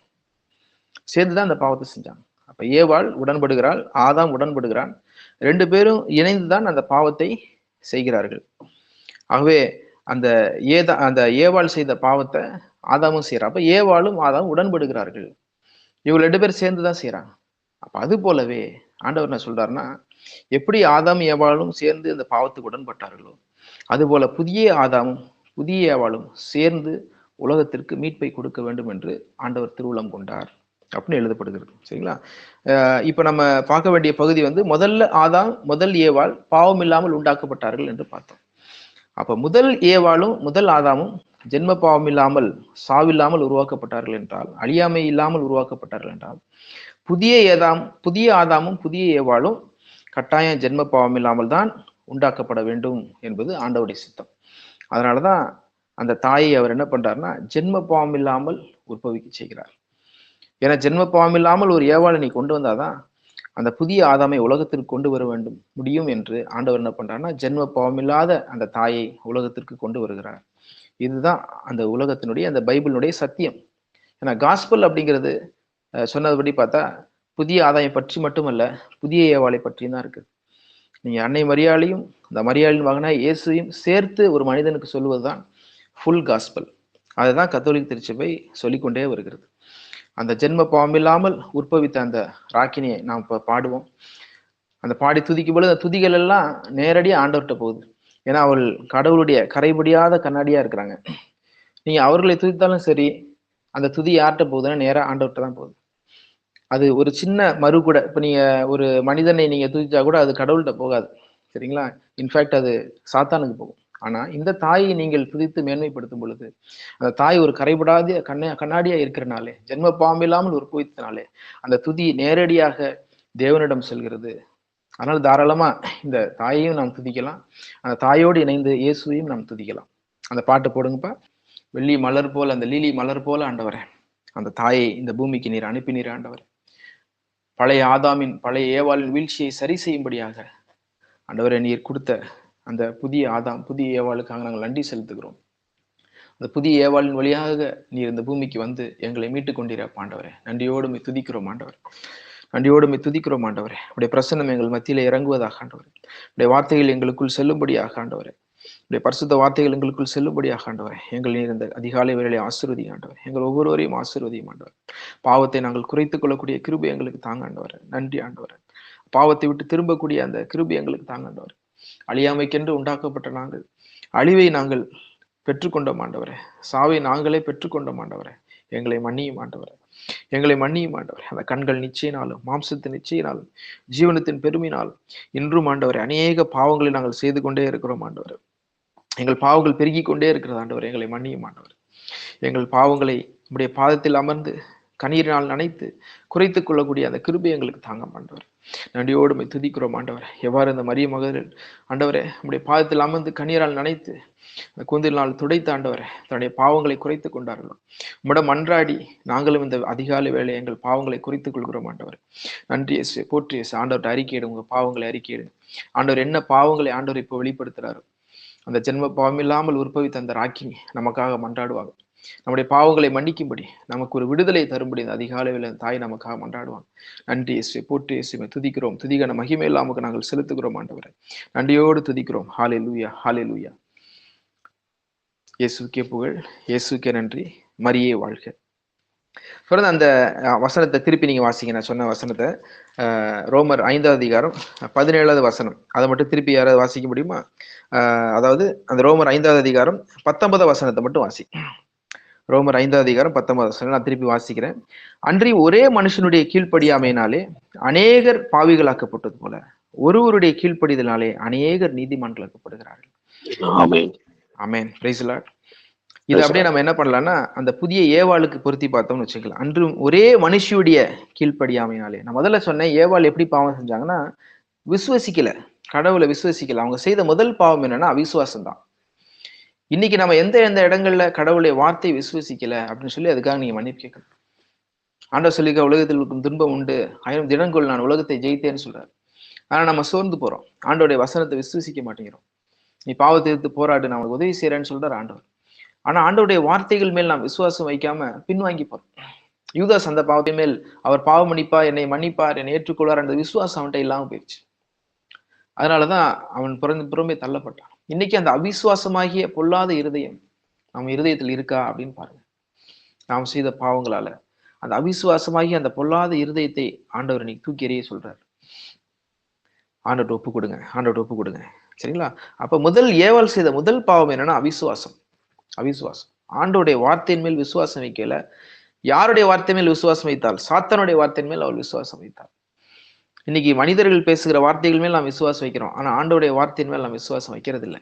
அந்த பாவத்துக்காக நீங்க மன்னிப்பு கேட்கணும். ஆண்டவர்கிட்ட கேளுங்க, ஆண்டவரே உம்முடைய வார்த்தைகள் மேல் நான் விசுவாசம் வைக்கல ஆண்டவரே, என்னை மன்னிங்க ஆண்டவரே. இந்த அவிசுவாசம் தான் அடுத்தபடியான பாவத்திற்கு கொண்டு போகிறது, கீழ்ப்படியாமை. ஆண்டவரை விசுவசிக்கல, அதனால கீழ்ப்படியாமைக்கு விழுந்துடுறாங்க. ஆண்டவரை கீழ்ப்படியல, விசுவசிச்சாதானே கீழ்ப்படிவ. ஆண்டவரை விசுவசிக்கலன்னா நீ எப்படி கீழ்ப்படிவ? அப்ப விசுவாசம் அவிசுவாசம் எந்த பாவத்துக்கு கொண்டு போகிறது என்றால் கீழ்ப்படியாமை என்ற பாவத்திற்கு அவர்களை கொண்டு போகிறது. சரிங்களா? அப்ப அவிசுவாசம், அடுத்த பாவம் வந்து கீழ்ப்படியாமை. சரிங்களா? இந்த ரெண்டு பாவம், இந்த ரெண்டு பாவத்தையும் சரி செய்யும்படி விசுவாசியாக கீழ்ப்படுகிற ஒரு மகளாக இந்த புதிய ஏவாள் பூமிக்கு வர்றாங்க. அதனால சொல்றாங்க, உமது வார்த்தையின்படியே எனக்கு ஆக்கடும். அப்ப இந்த வார்த்தையின்படியே எனக்கு ஆக்கடுவது என்ற இந்த ஒரு வார்த்தையினால, இந்த ஒரு கீழ்ப்படிதலினால இந்த தாய் என்ன பண்றாங்கன்னா உலகத்தை மீட்கிறாங்க. அப்ப கீழ்ப்படியாமை, கீழ்ப்படிதல், இந்த தாயினுடைய கீழ்ப்படிதல் தான் உலகத்துக்கு கிறிஸ்துவை கொண்டு வருகிறது. அதனாலதான் இன்னைக்கு அந்த தாயை வந்து கோரிடம்ட்ரிக்ஸ்ன்னு பல புனிதர்கள் எழுதியிருக்கிறாங்க. சரிங்களா? என்னை மீட்புன்னு எழுதியிருக்கிறாங்க. அது ஒரு சில இந்த சாத்தானுடைய சூழ்ச்சிகளால் அது மாறிக்கொண்டே வருகிறது. அதுக்காக நம்ம ஜெபிக்கிறோம். ஏன்னா இந்த தாயினுடைய அந்த பக்தியை நாம் உலகத்திற்கு பரப்புவதன் மூலமாக தான் கிறிஸ்துவனுடைய ராஜ்யத்தை நீங்க பிரசாவப்படுத்த முடியும். கிறிஸ்துவின் ராஜ்யத்தை நீங்கள் பிரசாவப்படுத்த முடியும். அதுதான் லூயிஸ் மான்ஃபோர்ட் சொல்றாரு, சேசுவின் ராஜ்யம் வரும்படி மாதாவின் ராஜ்யம் வருக. அதனால இதை குறித்து நாம் தொடர்ந்து நாம் மக்களுக்கு போதிக்க வேண்டும். அவங்க இணை மீட்பர் தான், அவர்கள் கோரிடம்ட்ரிக்ஸ் தான். ஏன்னா இரானியூஸ் காலத்திலிருந்து இது எழுதப்பட்டு வருகிறது. இதை பேஸ் பண்ணி ஒரு ஜெபம் இருக்கு, அதை கூட நான் உங்களுக்கு போஸ்ட் பண்றேன். மரியாயின் ஜெப கிரீடம் என்ற ஜெபத்தை முன்னாடி அதை பத்தி பேசியிருக்கிறேன். பட் ஆனால் இது ஒரு வல்லமையான ஒரு ஜெபம். இப்போ நான் உங்களுக்கு போஸ்ட் பண்றேன். அதை ஒரு 1000 காப்பி அடிச்சு கூட மக்களுக்கு கொடுக்கலாம் அப்படின்னு ஒரு எண்ணம் இருக்கு. அவருடைய 12 மகிமைகளுக்கான ஒரு ஜெபம். அதுல ஒரு மகிமை தான் மாதா வந்து இணை மீட்பர் என்று சொல்லப்படுகிறது. நல்லா கவனிங்க. சரிங்களா? அதுல ஒரு மகிமை மாதா இணை மீட்பராக இருக்கக்கூடிய மகிமை. மாதா எப்படி இணை மீட்பராகாங்களோ அவங்க புதிய ஏவாளாக இருக்கிறாங்க. அப்ப எப்படி புதிய ஆதாமோட புதிய ஏவாள் ஒத்துழைச்சாதான் மீட்பு வரும். எப்படி பழைய ஆதாமோடு பழைய ஏவாள் ஒத்துழைச்சுதான் பாவத்துல விழுந்தாங்க. 2 பேரும் சேர்ந்துதான் பாவத்துல விழுந்தாங்க. அப்ப 2 பேரும் சேர்ந்து விழுந்த அந்த வீழ்ச்சியை சரி செய்யணும்னா புதிய ஆதாமும் புதிய ஏவாளும் கட்டாயம் வந்தாகணும். அப்ப புதிய ஆதாம் ரெடம்ட்ரிக்ஸ்னா புதிய ஏவாள் கட்டாயம் கோரெடம்ட்ரிக்ஸா தான் இருக்க முடியும். இதுதான் கத்தோலிக்க திருச்சபை ஆதியிலிருந்து நமக்கு சொல்லி கொண்டு வருகிறது. இந்த கோட்பாட்டை முத எழுதுனது யாருன்னா புனித எரானியூஸ் எழுதுறாங்க. புனித எரானியூஸ் யாரு அப்படின்னா அப்போஸ்தலனாகிய யோவானுடைய நேரடி சீடர். அப்போஸ்தலனாகிய யோவானுடைய சீடர் வந்து பாலிகார்ப்னு சொல்லுவாங்க. பாலிகார்ப் உடைய சீடர் வந்து இரானியஸ், செயின்ட் இரானியஸ். இந்த இரானியஸ் காலத்திலிருந்து இந்த தாயை என்ன அழைத்து கொண்டு வருகிறார்கள்னா, இந்த தாயை இணை மீட்பர் கோரிடம்ட்ரிக்ஸ்னு அழைத்து கொண்டே வராங்க. அப்ப இன்னைக்கு வரைக்கும் அந்த அந்த குறிப்பிட்ட கான்செப்டை பிரகடனப்படுத்தணும்னு சொல்லி பல கருதினாள்கள் போராடி கொண்டிருக்கிறார்கள். அந்த போராடும் பொழுதுதான் அந்த அந்த சூழ்ச்சி அங்க ஏற்படுகிறது. சரிங்களா? அதனாலதான் இதை குறித்து நான் பேச விருப்பப்படுகிறேன். நாம் அதற்காக ஜெபிக்க வேண்டும். நம்ம திருச்சபைக்காக நாம் ஜெபிக்கணும். ஏதோ ஒரு சிலரை குறை சொல்லிட்டு நம்ம போறதுக்கு அல்ல. நாம் திருச்சபைக்காக நாம் ஜெபிக்கணும். முழங்கால் நின்று ஜெபிக்கணும். ஆண்டவரே, இந்த கோரிடம்ட்ரிக்ஸ்ன்ற அந்த வார்த்தையை திருச்சபை பிரகடனப்படுத்தணும் அப்படின்றதுக்காக ஜெபிக்கணும். ஏன்னா இப்ப நீங்க பாருங்க, ஒவ்வொரு மாதாவினுடைய அந்த டாக்மா 5 மரியன் டாக்மாஸ் இருக்கு. அதுல 4 மரியன் டாக்மாஸ் வந்து பிரகடனப்படுத்திட்டாங்க. இதுக்கு முன்னாடி ஒரு சில ப்ராப்ளம் வந்துச்சு. அப்ப என்ன பண்ணாங்க அப்படின்னா, டாக்மா ஆஃப் இமாக்குலேட் கன்செப்ஷன், மாதா வந்து ஜென்ம பாம்பில்லாம், அது அமலோற்பமாக உற்பவித்தாள், ஜென்ம பாம்பில்லாமல் உற்பவித்தாள்ன்ற அந்த பிரகடனம், அதை பத்தி ஒரு பெரிய டிபேட் ஓடிக்கிட்டு இருந்துச்சு. அந்த டிபேட் போயிட்டு இருக்கும் பொழுதுதான் அதை பத்தி ஆராய்ச்சி பண்ணி ஜென்ம பாம்பல் எப்படி வந்திருக்காங்க அப்படின்னு சொல்லி நிறைய பண்ணிட்டு இருக்கும்போது அம்மா என்ன பண்றாங்கன்னா, காட்சி கொடுக்குறாங்க. காட்சி கொடுத்து சொல்றாங்க, நாமே அமல உற்பவம் அப்படின்னு சொல்லிட்டு புனித பெர்னதுக்கு காட்சி கொடுக்குறாங்க. காட்சி கொடுத்து அப்ப இவங்க எல்லாம் பயங்கரமா ரிசர்ச் பண்ணிக்கிட்டு இருக்காங்க, மாதா அமல உற்பவமா இல்லையான்னு. ஆனா அம்மா பாருங்க, சாதாரண ஒரு பெண்ணுக்கு வெளிப்படுத்திட்டு போயிட்டாங்க. அது போலதான் அவன் நிறைய பயங்கரமா உள்ள போய் பார்த்துட்டு இருப்பாங்க. அவங்களுக்குலாம் வெளிப்படுத்தாம ஆண்டவர் என்ன பண்ணா, ஞானிகளுக்கு மறைத்து, ஞானிகளுக்கும் வேகளுக்கு மறைத்து அவர் வந்து பாலகர்களுக்கு வெளிப்படுத்துகிறார். இந்த நம்மளும் அப்படித்தான்.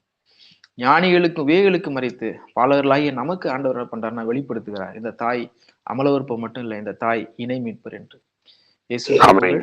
மரியே வாழ்க. அப்ப இந்த வசனத்தை நம்ம இப்படி வாசிச்சு பார்ப்போம். ரோமர் 5:19. அன்றியும் ஒரே மனுஷியுடைய கீழ்ப்படியாமையினாலே, ஏன்னா மனுஷிதான் முதல்ல கீழ்ப்படியாம போனான்.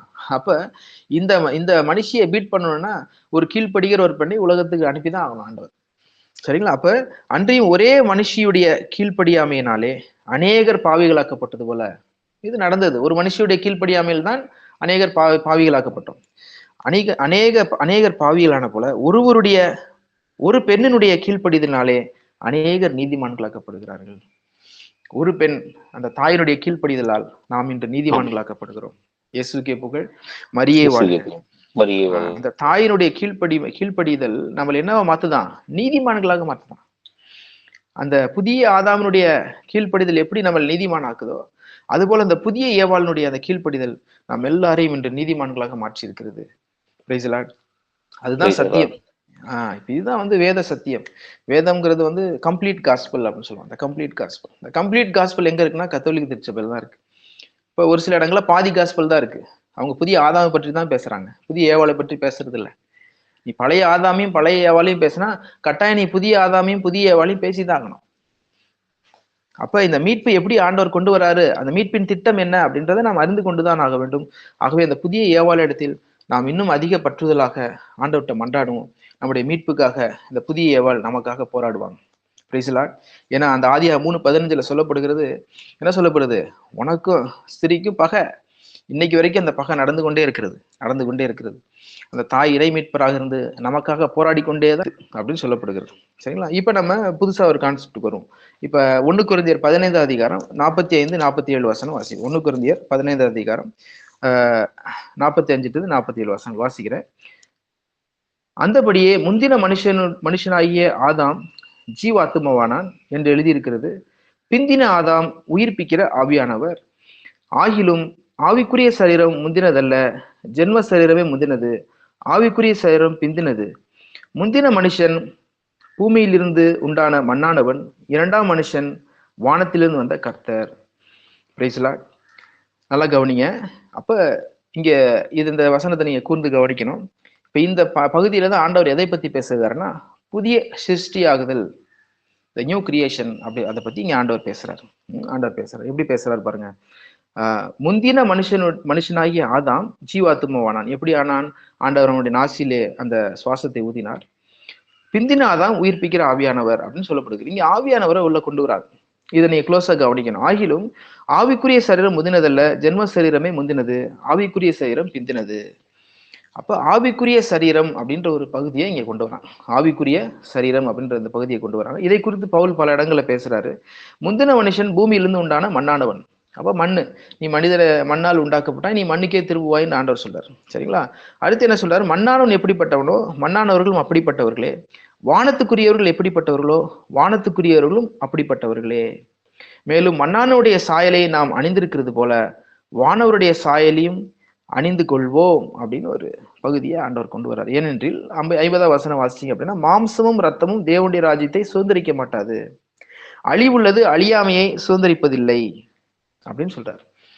அப்ப பாவம் செய்தால இந்த மண்ணான இந்த உடல் ஆண்டவர் மண்ணினால் உண்டாக்கினார்.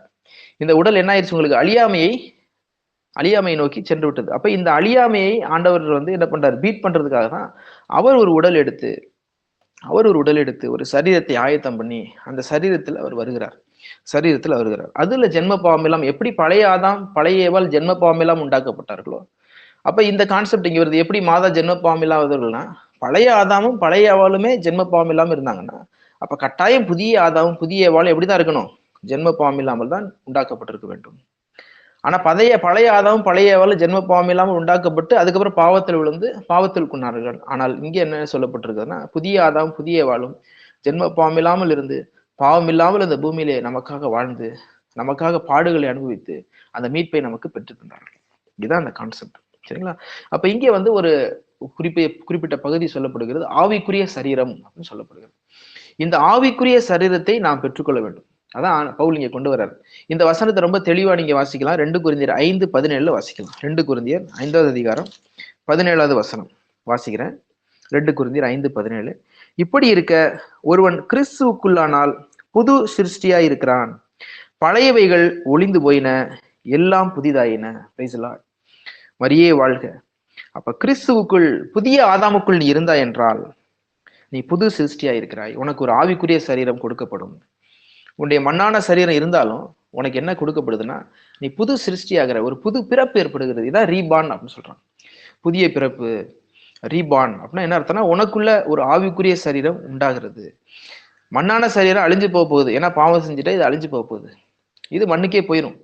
ஆனா உனக்குள்ள ஆண்டவர் என்ன பண்றாருன்னா, நீ அழியாமைக்கென்று உண்டாக்கப்பட்டவனாச்சே, நீ என்னுடைய சாயல உண்டாக்கப்பட்டவனாச்சே, நீ அழிஞ்சு போறியே அப்படின்னு சொல்லி ஆண்டவர் இறக்கப்பட்டு என்ன பண்றாரு, நமக்குள்ள அந்த புதிய சாயலை திருப்பி அந்த தேவ சாயலை நமக்கு கொடுக்கிறார். அதனாலதான் பவுல் சொல்றார், தேவ சாயலாக திருப்பி நாம மாறுவோம், வானவருக்குரிய சாயலை நாம் மீண்டும் அணிந்து கொள்வோம் சொல்றாரு பாருங்க. மேலும் மன்னானுடைய சாயலை நாம் அணிந்திருப்பது போல வானவருடைய சாயலும் நாம் அணிந்து கொள்வோம்.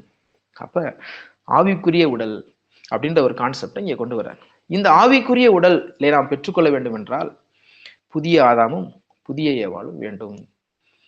எப்படி அந்த புதிய ஏவாளின் வழியாக புதிய ஆதாம் ஆவிக்குரிய சரீரத்தை பெற்றுக்கொண்டாரோ, உலகத்திற்குரிய சரீரத்தையும் பெற்றுக்கொண்டார், ஆவிக்குரிய சரீரத்தையும் பெற்றுக்கொண்டார். ஆனா ஜென்ம பாவம் இல்லாமல் இருக்கிறாங்க. சரிங்களா? அதனாலதான் அவர்களுடைய உடல் நேரடியாக பரலோகத்துக்கு எடுத்துக்கொள்ளப்படுகிறது. நேரடியாக பரலோகத்துக்கு எடுத்து. நம்முடைய உடல் அப்படி இல்லை, பாவம் செஞ்ச உடனே இந்த உடல் மண்ணுக்குள்ள போயிடும். ஆனா நமக்குள்ள ஒரு சரீரம் உண்டாகிறது, அந்த ஆவிக்குரிய சரீரம். அதான் முக்கியம். அந்த ஆவிக்குரிய சரீரம் ஒரு குழந்தையா பிறந்து அது வளர்ந்து அது பெருசாகி அது கடவுளுக்காக நிக்கணும். அதை தான் ஆண்டவர் இந்த கான்செப்டை இங்க கொண்டு வர்றார். நீ ஒரு புதிய ஆதாமாக நீ மாற வேண்டும். இந்த புதிய ஆதாம் என்ன பண்றார்? புதிய ஆதாம் புதிய ஏவாளும் நம்மளெல்லாம் கிரியேட் பண்ணி ஒரு புதிய சாயலை நமக்கு கொடுத்து, வானவுக்குரிய சாயலை கொடுத்து நம்ம பரலோகத்துக்கு கொண்டு செல்லும்படி நமக்காக போராடி கொண்டே இருக்கிறார். Praise the Lord. மரியே வாழ்க. அப்ப இதை குறித்து நம்ம தொடர்ந்து நம்ம பார்ப்போம். இன்னும் நிறைய பார்க்க வேண்டியிருக்கு. அதிகாரத்துல 2-10 வசனங்கள், இது உங்களுக்கு பைபிள் இருக்காது, இதுல வாசிக்கிறேன். அதுல என்ன சொல்லப்படுகிறது என்றால், மனுமகனாக கிறிஸ்து இந்த பூமிக்கு வருவார் அப்படிங்கிற ஒரு தீர்க்க தரிசனம் அங்க சொல்லப்படுகிறது. 1 ஏனோக்கு 48 2-10. சரிங்களா? அதே மாதிரி 1 ஏனோக்கு 62வது அதிகாரம் 5-7 வசனங்கள் என்ன சொல்லுதுன்னா, ரொம்ப தெளிவா ஒரு வசனத்தை சொல்லுது. ரொம்ப அழகா அந்த வசனம் இருக்கு. இது நம்மளுடைய அந்த மெசையாவின் திருத்தாயாரின் பரம ரகசியங்கள் வெளிப்பாடு அப்படின்னு ஒரு புத்தகம் நம்ம ரிலீஸ் பண்ணோம், சேசுநாதரும் மாமரின் யூத வீரர்களும். அதுல இந்த வசனம் கொடுக்கப்பட்டிருக்கு. இந்த ஒரு வசனத்தை மட்டும் நான் வாசிக்கிறேன். 1 ஏனோக்கு 62வது அதிகாரம் 5-7. மனுமகன் தம்முடைய மகிமையின் சிம்மாசனத்தில் வீற்றிருப்பதை அவர்கள் காணும் பொழுது வேதனை அவர்களை பற்றி பிடிக்கும். இந்த வசனத்தை நம்ம லூக்கா நற்செய்தியில நீங்க பார்க்கலாம். மானிட மகன் எப்படி வருவார்? உங்களுக்கு விண்ணகத்திலிருந்து வருவாரு, மகிமையோடு அவர் இறங்கி வருவார். அதுக்கப்புறம் ஒரு வசனம் அங்க கொடுக்கப்பட்டிருக்கு 7ஆம் வசனத்துல, ஏனெனில் ஜீவேரின் தாயாரின் வித்து ஆதியிலிருந்தே மறைத்து வைக்கப்பட்டிருந்தது என்று ஏனோக்கு எழுதுறார். இங்க எப்படி எழுதுறாரு பாருங்க, ஜீவேரின் தாயாரின் வித்து அப்படின்னு ஏனோக்கு எழுதுறாரு. இந்த ஜீவியரின் தாயாரின் வித்து யாரு? அன்னை மரியாளுடைய வித்து. ஆதியிலிருந்தே மறைத்து வைக்கப்பட்டிருந்தது. உலக தோற்றத்துக்கு முன்பாகவே இதை ஆண்டவர் மறைத்து வைத்திருக்கிறார். இன்று ஆண்டவர் நமக்கு அதை வெளிப்படுத்துகிறார். Praise the Lord. மரியே வாழ்க. இந்த இந்த குறிப்பு வந்து ஏனோக்குல கொடுக்கப்பட்டிருக்கு, மானிட மகனை பற்றி. ஏன்னா மானிட மகன் எப்படி வருவார், அவர் வரும் பொழுது எப்படி இந்த பூமி வந்து அழியும் அப்படின்றதெல்லாம் ஒரு சில பகுதிகள் அந்த ஏனோக் புஸ்தகத்துல இருக்கு. அதுல ஜீவேரின் தாய் அப்படின்னு ஒரு அருமையான ஒரு வார்த்தை கொடுக்கப்பட்டிருக்கு. இந்த ஜீவேரின் தாய், ஜென்மப்பாமெல்லாம் உற்பவித்த தாய், நமக்காக அந்த இறுதி காலத்துல ஆண்டவர் வரும் பொழுது, ஏன்னா மானிட மகனா முன்னாடியே பார்த்தோம், அது ஒரு மரியாளின் மகன் தான். எப்படி அவர் மானிட மகனாக பூமிக்கு வந்தாரோ, திருப்பி 2ஆம் வருகையிலும் அவர் மனுஷகுமாரனா தான் வருவார். நீங்க வந்து லூக்கா நற்செய்தி 21 எடுத்து பாருங்க, மத்தேயுல பாருங்க ஆண்டவருடைய வருகை 24 அதிகாரத்துல, மார்க்ல பாருங்க, எல்லாத்துலயும் என்ன பண்ணுவார், தேவகுமாரன் வருவார் அப்படின்னு போடவே கிடையாது. அவர் தேவகுமாரனாக பூமியை நியாய்ந்திருக்க வரவே மாட்டார். அவர் மனுஷகுமாரனாக மரியாளின் மகனாகத்தான் இந்த பூமியை நியாய்ந்திருக்கும். அப்ப எப்படி அவருடைய முதல் வருகை புதிய ஏவாள் வந்து அதுக்கப்புறம் தான் புதிய ஆதாம் வந்தாங்களோ, அதே போல 2ஆம் வருகையிலும் இந்த புதிய ஏவாள் தோன்றுவார்கள், புதிய ஆதாமோடு சேர்ந்து தோன்றுவார்கள் என்று அந்த குறிப்புகள் கொடுக்குது. Praise the Lord. மரியே வாழ்க. ஆண்டவருக்கு நன்றி. ஆமா, இந்த ரகசியத்தை நாம் அறிந்து கொள்ளணும். அதனாலதான் தாயை நாம் உறுதியா பற்றி கொள்ளணும். தாயினுடைய பக்தியை அதிகமா நம்ம உலகத்துக்கு பரப்பணும். புதிய இயேசு பத்தி பேசினா போதும், மரியாளின் மகன் இயேசு அப்படின்ற அந்த குறிப்பை நம்ம கொண்டு வரணும். கொண்டு வந்தாதான் மீட்பு வந்து முழுமையடையும். இப்ப இந்த பகுதிகளை வந்து நீங்க டீட்டெயில் நமக்கு எல்லாருக்குமே தெரிஞ்ச பகுதிகள் தான். அதனால இது ஸ்திரீ அப்படின்ற பேர் தான் இருக்குது. சரிங்களா? அப்ப 11 புதிய ஏற்பாட்டிலையும் இந்த ஸ்திரீ என்ற வார்த்தை வந்து இந்த தாய்க்கு, இந்த ஜென்ம பாம்பில்லாமல் உற்பவித்த அன்னை மரியாளுக்கு 2 இடத்துல ஆண்டவர் பயன்படுத்துறாரு. ஒரு இடம் என்ன பாத்தீங்கன்னா, யோவான் நற்செய்தி 2வது அதிகாரம். யோவான் நற்செய்தி 2வது அதிகாரத்துல என்ன, பெண்ணே உனக்கும் எனக்கும் என்ன அப்படின்னு சொல்றாரு. அப்ப ஸ்திரீயே உனக்கும் எனக்கும் என்ன, அப்ப அந்த வார்த்தை இங்க வருகிறது. அப்ப ஆதி ஆகமத்தில் தோன்றிய அந்த ஸ்திரீ இவள் தான் அப்படின்னு அந்த ஸ்திரியை ஆண்டவர் காண்பித்து கொடுக்கிறார்.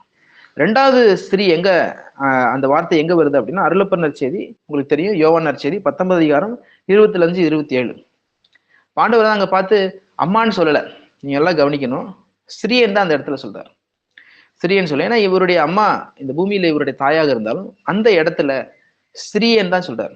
பெண்ணே அப்படிதான் சொல்றாரு, இதோ உன் மகன். அதுக்கப்புறம் தான் யோவானை பார்த்து என்ன சொல்றாருன்னா, இதோ உன் தாய். அப்ப தம்முடைய தாய் உலக மக்களின் ஜீவரின் தாயாக ஆண்டவர் உலகத்துக்கு கொடுக்கிறார். அப்ப இந்த 2 இடத்துல, யோவான் நற்செய்தி 2 இடத்துல அந்த ஸ்திரீன்ற வார்த்தை யாருக்கு பயன்படுத்தப்படுகிறதுனா, அன்னை மரியாளுக்கு பயன்படுத்துகிறது. அப்ப ஆதி ஆகமத்தில் குறிப்பிடப்பட்ட அந்த பெண், அந்த ஸ்திரீ, ஒரு ஸ்திரீனால் உண்டான பாவம் ஒரு ஸ்திரீனால் சரி செய்யப்படுகிறது. அதான் புதிய ஏவாள்.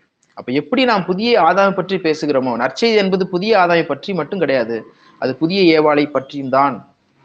இது 2ஐயும் சேர்த்துதான் நீங்க நற்செய்தியை அறிவிக்க முடியும். அதனாலதான் ஆண்டவர் ரெடம்ட்ரிக்ஸ் சொல்றாங்க, மாதாவை புதிய ஏவாளை கோரெடம்ட்ரிக்ஸ் என்று சொல்கிறார்கள். Praise the Lord.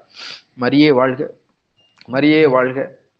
அப்ப நாம் நற்செய்தி எப்படி வந்து அந்த ஏவாள் பாவத்திற்கு உடன்பட்டாலோ, அது போல முதல்ல ஈவன் பாத்தீங்கன்னா அந்த முதல் அற்புதம், இந்த முதல் அற்புதத்தை நீங்க தியானிச்சு பாத்தீங்கன்னா, குறிப்பா அதுல எப்படி எழுதுறாங்கன்னா, இந்த முதல் அற்புதம் எப்ப நடந்தது அப்படின்னா, ஆண்டவர் தம்முடைய அந்த பொது ஊழியத்தை ஆரம்பித்த 7வது நாள் நடந்தது அப்படின்னு சொல்றாங்க. 7வது நாள் நடந்தது அப்படின்னு சொல்றாங்க, குறிப்பு சொல்லுகிறது.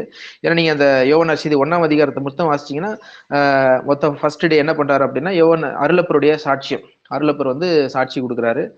அதுக்கப்புறம் என்னன்னா, ஆண்டவருடைய ஞானஸ்தானம் 2வது நாள்ல. இது வந்து பழைய குறிப்புகள்ல நான் சொல்றேன். அதாவது அப்புறம் என்ன பண்றாருன்னா, அந்த தன்னுடைய சீடர்களை அவர் அழைக்கிறார். அந்த பொது ஊழியத்தின் 7வது நாள் தான் இந்த அற்புதம் நடக்குது. எது நடக்குது அப்படின்னா, முதல் அற்புதம், கானாவூரில் நடக்கக்கூடிய முதல் அற்புதம். சரிங்களா? முதல் அற்புதம்.